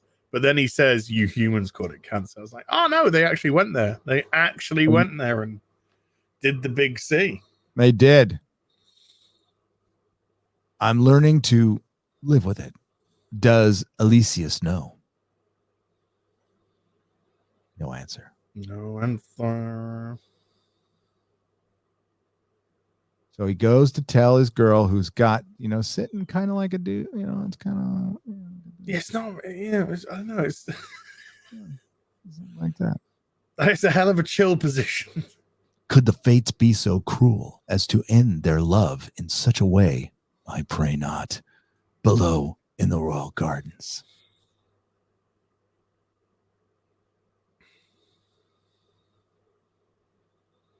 Not a word. Not a word. And then Mentor just sulks into the shadows. Skulks into the shadows. Damn. So he's got the big C, and he's got to go around, and he's worried about Rick Jones, because they shared a body. Basically, they shared an existence. So he's worried that Rick might have it. Rick doesn't. Rick's playing guitar. Guitar on the rooftops. On the rooftops. And he goes over like his time with Rick Jones. And then yeah, there's cool shots like this. I love Jim Starlin's work. Yes. His villains. Some later became friends, but too few. I'm afraid I'm going to leave behind. Oh boy, I can't read that part. Let's go. Leave behind me more enemies than any man should have in one lifetime. God, the fucking temperature just went. God, is it hot? It's been hot, cold here. Hot, cold. It's been crazy. Maybe you're coming up to your period. Maybe I'm menstruating right now. Manstrating. Manstrating. But one foe I'm glad I stood up against also proved to be my most formidable. The mad warlord of Titan, Thanos. He worshiped death and wished to sacrifice all life in the universe as a love offering to his dark mistress. He began with an intergalactic army of thralls. Then there was that massive mind control experiment and the cosmic cube and so many other schemes and plans. Look at that. Fucking Adam Warlock. It was usually Adam Warlock or myself that thwarted his insane plots, but nearly every Earth superhero became enmeshed in his network of schemes at one time or another.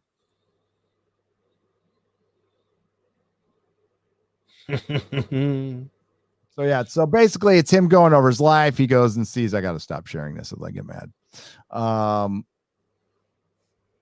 he's dying, and he's, everybody's kind of racing to find a cure, and they don't. He's basically coming to terms. Look. Oh my God. Look at this. Wait a minute. This character actually existed before Disney took over this character. There's Black Panther. Yes. Looking very Batman-ish. Yes. And these are the greatest minds they gathered, right? To help cure him. Yeah, the greatest scientists and people who are proficient with medicines, technology and medicines. So it's actually, that's a pretty decent cross section as well for who they actually got. Yeah, makes a lot of sense. And they pose some interesting questions, just like, we have all this money, we have all these resources, but cancer is something we've never, really turned our attention to. We've always had some sort of excuse or reason. But then, as they try and find a cure for Captain Marvel, they discover that they can't anyway. So now they try. News goes around the universe. Some people are happy, some people are sad. There's the Supreme Intelligence. Doesn't look like Annette Bening at all, but neither does he. And I thought Annette Bening played Marvel. Yeah, she did. There he is, and she also played the Supreme Intelligence too, in one scene. What? Okay. Yeah, because it manifests. Okay. And he goes over the origin, and then he goes like, Eros, take my girl. You take my girl. When I'm dead, you can have her. I know you've been looking at her from afar. You can lay. She's got no say in this. You can lay the pipe in it. Yeah. She's got no say. When I die, you can plow that field, dude. Women can do things. Women can do things now. So he collapses one final time.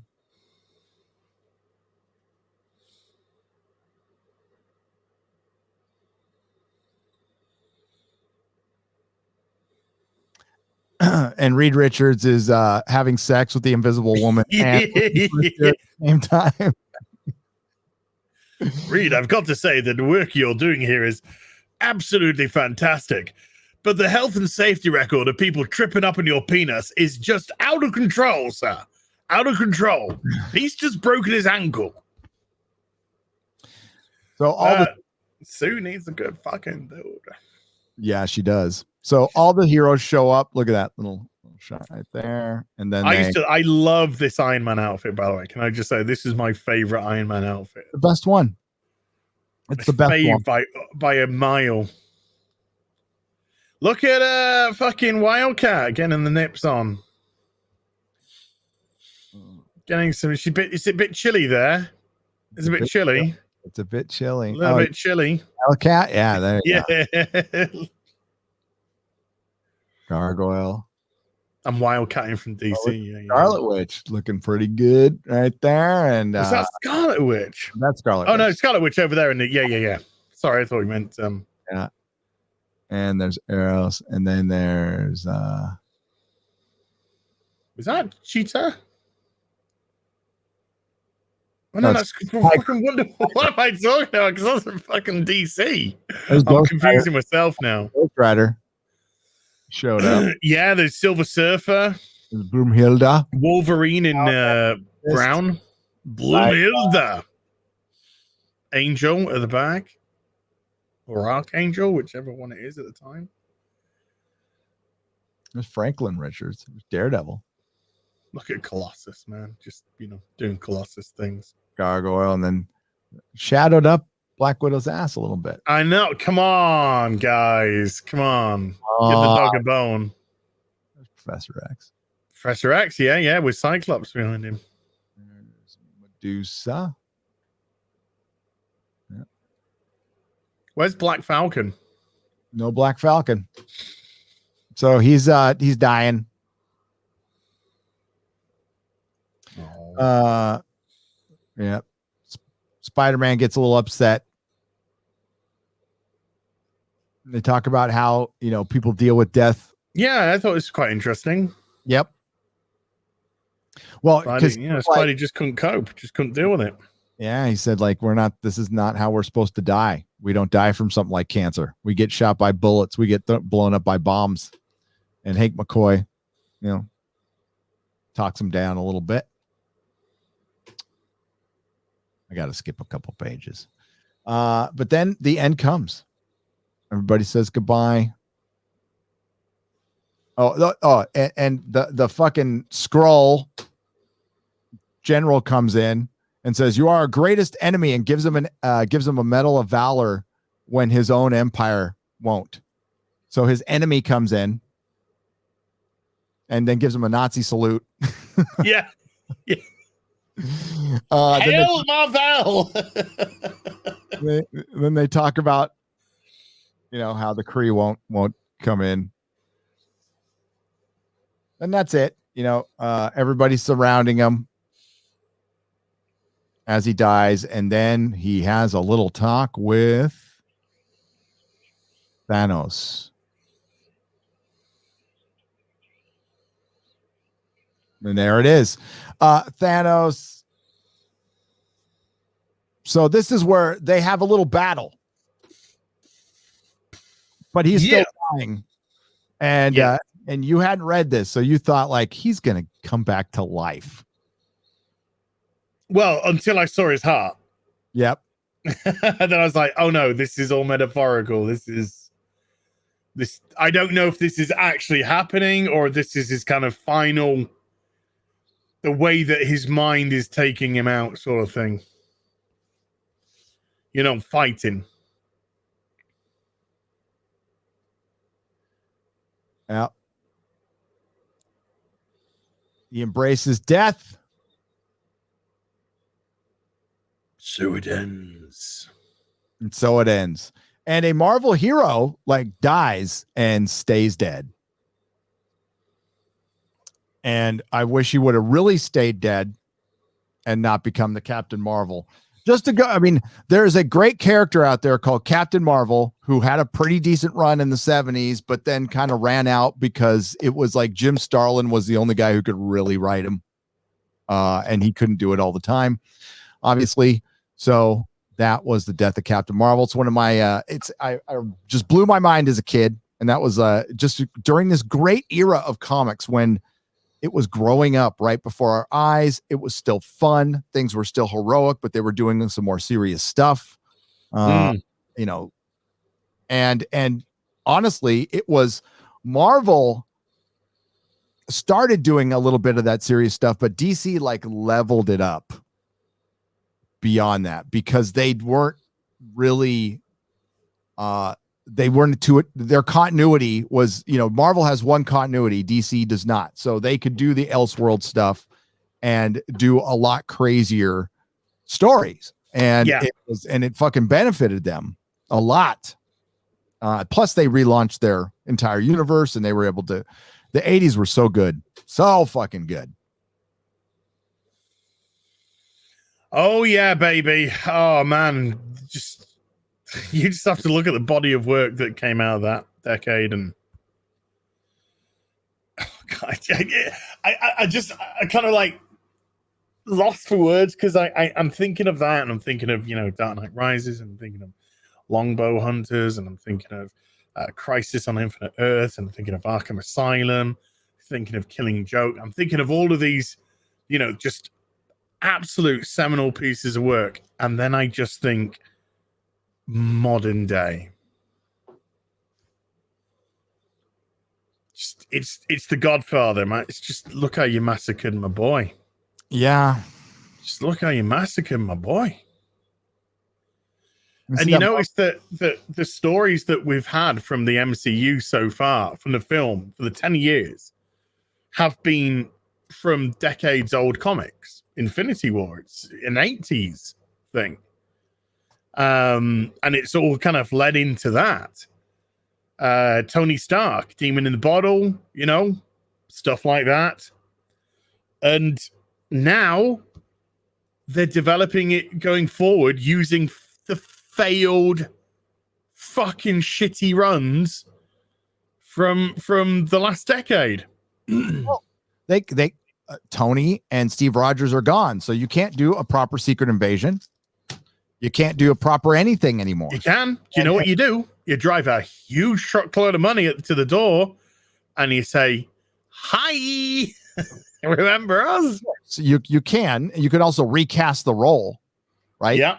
You can recast the role and adapt proper stories till the end of time, but they're skipping all of these comics that sold in the millions that were insanely popular to rush to comics that were failures.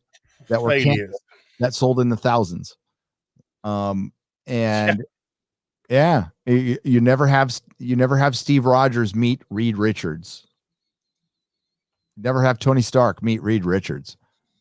You know, and it feels kind of like a failure. They went and they did this Fox deal and they got all these characters back and they're never ever going to be together. They're done. Like the MCU can't do what the Marvel Comics did. Oh yeah, they can. Okay, they can. But right now they can't. They can't go back on Black Captain America. No, that's Cap now. He's a skin color. Yep. And no Superman stories. Robert Pattinson will be the last white Batman for sure. That's it. Then they're going to be race, Jim, and then just go back to the comics. And by the way, the comic industry was destroyed because of this. So thanks. It sucks, but we might get something new and better, or they might realize probably when it's too late, but hopefully not. The woke shit is going to end. It's going to end very soon because people are fucking sick of it. Like I said before, and they're just going to tune out the minute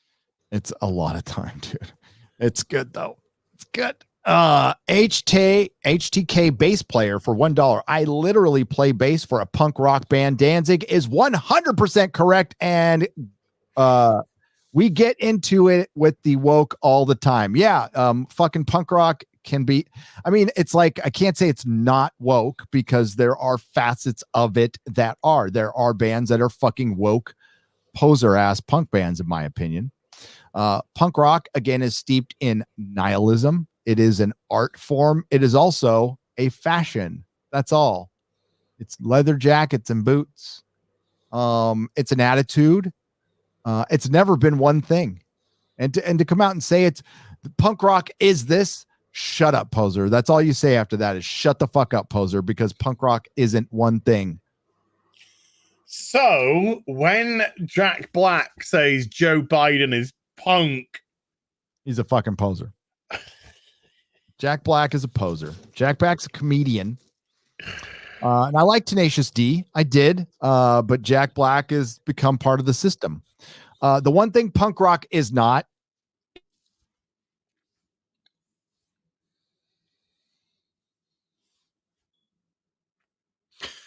I can't. You have no avatar. So well, you have an avatar. You have no face. So I don't know what on earth is going on when the pauses happen. Okay. There's no. Oh no!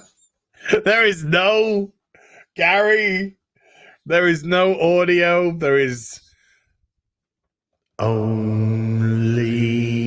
me to entertain you, right? Only me. Okay. Gonna cut that. Gonna cut that out right now. I think Gary might have seen a red X in the corner, got excited, said to himself, I wonder what this does. Turned his computer off by accident. Keep going, as Phil's saying. This is the show now, yeah. Can I get some requests, ladies and gentlemen? Make sure to tip your waitress, and the fish is beautiful on a Tuesday afternoon. I'm just waiting to see if there's a text. There's no text on my phone. There's no message on my Twitter. Hello! Something ejected. I don't know what the fuck happened. I tapped my computer with my foot, and then it went bloop. I wonder what the notification says. Did I get a notification? I don't know. Did you? No. I just chilled out with the audience, sung a couple of songs. I was like reading a super chat. And I'm like, wait a minute. Why is he singing? And how come I can't hear anything? And what? Oh, I'm not here. Oopsies. Adam's Den for €5 says, God damn it, Gary. Started B5 last month on season 3 since yesterday. It's so good. I got to have my B5 fix every night. P.S. You've got mail. Yeah, I've got a bunch of mail I got to go through, by the way. Piled up outside my door, literally. Literally. Austin Dyer for $5. Hail, Gary and Az. Do you see the Bill Gates ask for privacy on Twitter? Talk about ironic. Yeah, for his divorce. Yeah. Well, from his nice one, Bill. From his female wife. From his female wife. I'm getting divorced from my female wife. Greetings, y'all. Disney's talking points keep coming. Eric Winberg for $2. Yes, they do. And they're using our talking points now. Motherfuckers. Nah. Love hearing you talk B5, good or bad. Reminds me of the old Kirk versus Picard days when we could debate what was the best, not what sucks least. Yeah, and Kirk turned out to be the best captain, didn't he? Yes. I don't think there's any doubt about that anymore. Nope. Kirk is numero uno. Master Clockwork for $5. With all this propaganda we find in our media today, all I have to say is there are 4 lights. There are 4 There are 4 lights. Straga, 1994 for 1,000 Huffington Posts. Born on May 4th. It's my tradition to watch the original trilogy on this day for more than 10 years. Won't have any Disney ruin it for me. Watching Empire at the moment. Good. Oh, yeah. Don't let Disney ruin it for you if you don't want. No, Empire's great. 8-bit Axel for £5. As started this morning with a plan in mind, then watched you watch your review with the drinker, and here I am. Hey. Sounds like a good day to me. Yeah. The fake one, 89 for $5. Hey, Gary, you're going to love where the missing pieces of his mind went. Good to see a fellow late Gen Xer, not boomer, schooling today's kids. Thank you. Yeah, no, I'm not a boomer for sure. I am a Gen Xer. Actually, early Gen Xer. Not late Gen Xer, though. But yeah, I was born in 69. That was Generation EX. 1994 for 1,000 Huffington Posts. He doesn't say anything, though. Ooh. And there's a couple of hundos that came in. The Canadian Rebel and George Moyo again. Oh, Jesus. Let me get the Kai MFS for $2. Says, hey, Gary, did you get that thing I sent you? Yes. And it will be discussed. Thank you, Kai. Kai, you're wonderful. Kai's got a book, you know. Let's see. We're going to refresh. Don't refresh. The Canadian Rebel for 100 Canadian pesos. I always love to listen to you guys while I'm making knives. All right. Nice. You guys keep me saying thank you. You make knives? Knives. That's awesome. David the Bat. Nice. I guess somebody's got to make them. First time super chatting, brothers. Oh. Be gentle. Only Marvel thing I'm excited for is the sequel for Into the Spider-Verse for $4.99.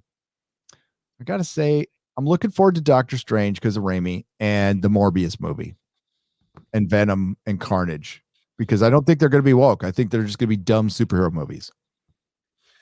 Oh, now you've gone and torn it. I torn it. Carnage is going to be a woman. If it's going to be a woman, I'll just laugh. And I'll make a video and think about the as house I'll be putting on my property. Yeah. As I'm building you a house. Build you a fucking house. George Moilo for $100. Hi, Gary.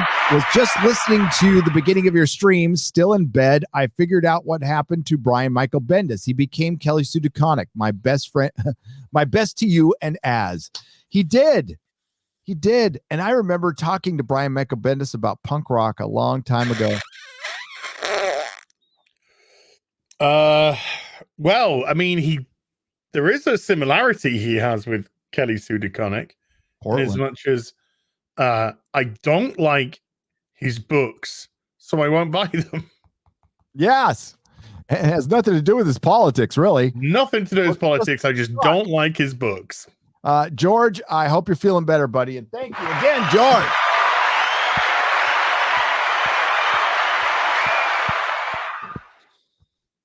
I appreciate it.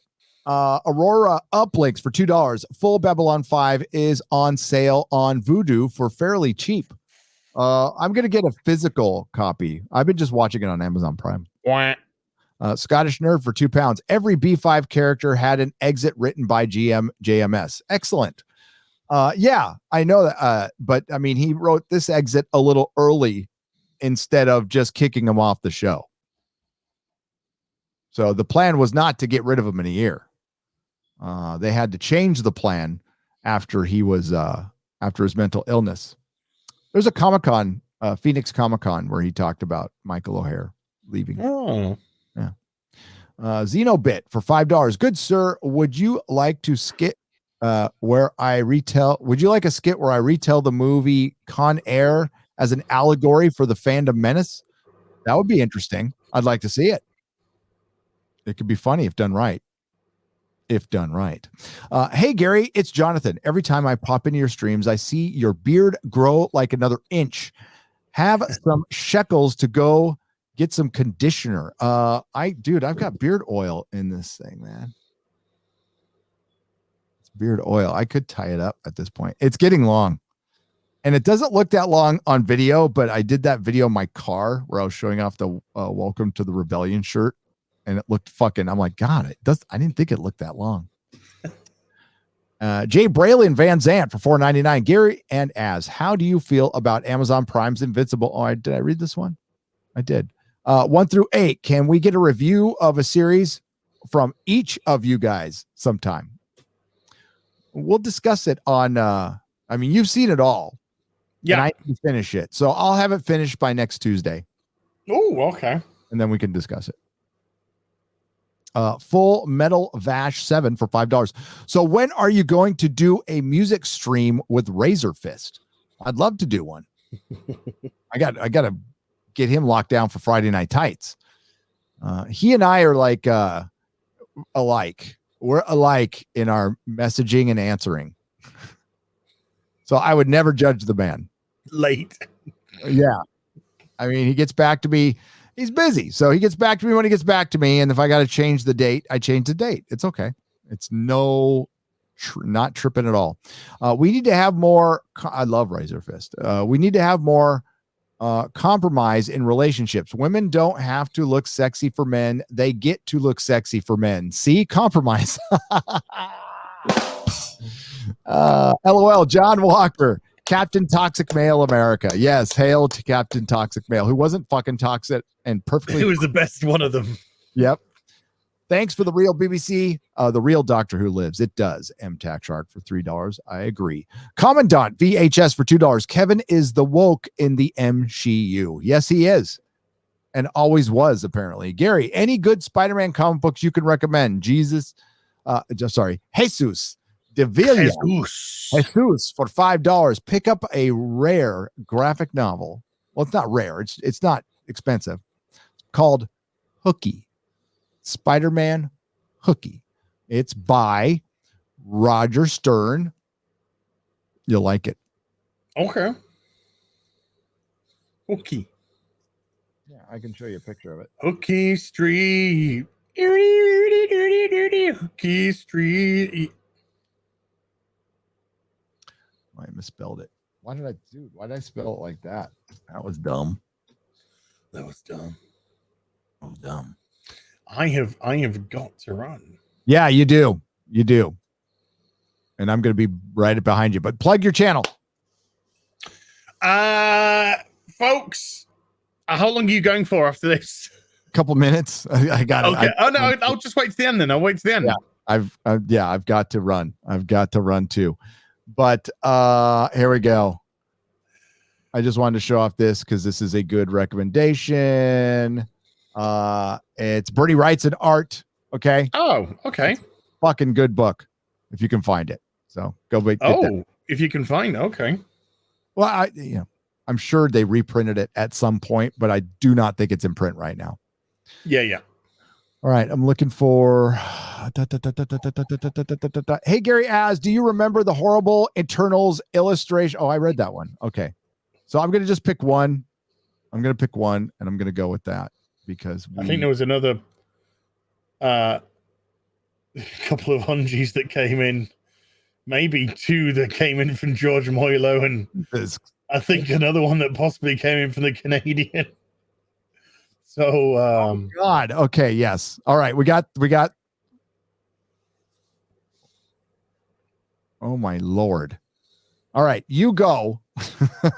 Or do you want to? I'm going to read these and then we out. Okay.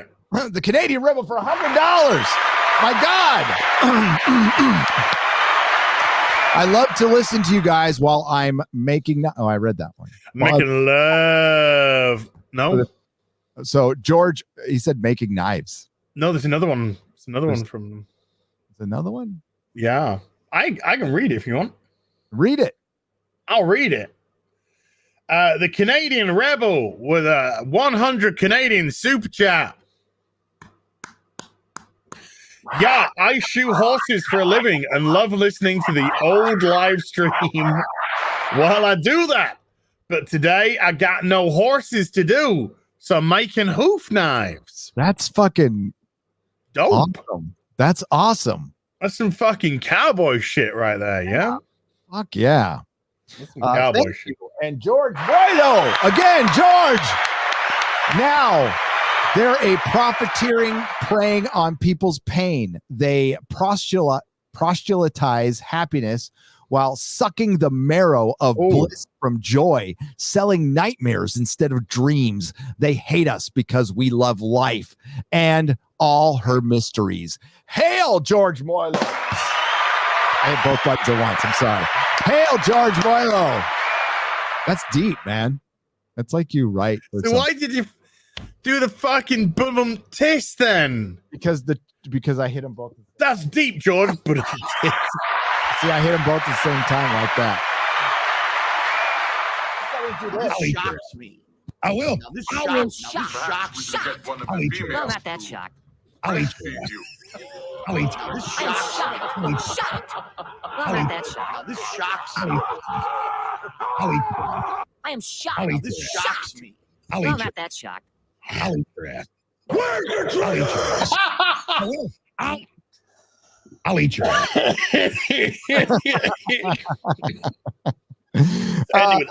ass. This is a two-parter.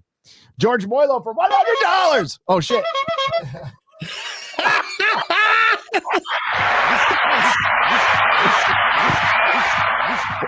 Now this I'm shocks me. shocked. I'll eat your ass.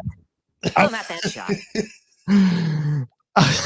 This is a two-parter. Gary, Hollywood used to be like Whataburger. Best burgers in Texas, where you drove in, dropped up on a great tasting grilled, greasy fried cheese fat, and topped off with all the icy cold comfort. Oh, I'm getting hard. Drinking, soul-saving soda fountain Coke. Oh. I bet the second part's the one you just read.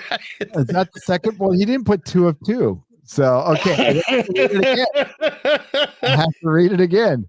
And he said, now they are profiteers preying on people's pain. They proselytize happiness while sucking the marrow from the bliss from joy, selling nightmares instead of dreams. They hate us because we love life and all her mysteries. Hail. Now this shocked. Now this shocks me. I am shocked. Perhaps we could Shocked. get one of Strangers in the night exchanging glances.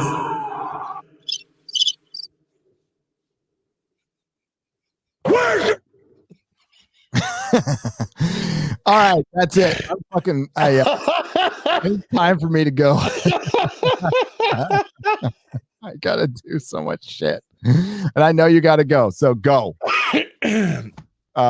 Okay. Yeah. Plug your channel. You can find me at Hill versus Babyface. Gary and I do this every Tuesday. We bounce between channels. So next week, this show is going to be on my channel. So please, if you are not subscribed, jump over to Hill versus Babyface and subscribe now for your Tuesday BBC goodness. Correct. Windows is there, Gary. I'm now going to jump over to Lorena's stream, where I'm going to be streaming with her. And then I think I'm going to be jumping to Justin's collection stream after that in Australia. And then we're going to do a toy stream there. So that's where you can catch my good self.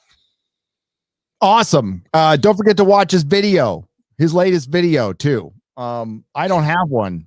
I will tomorrow, but I had to do the stream and I had to watch Babylon 5, and I was like, great.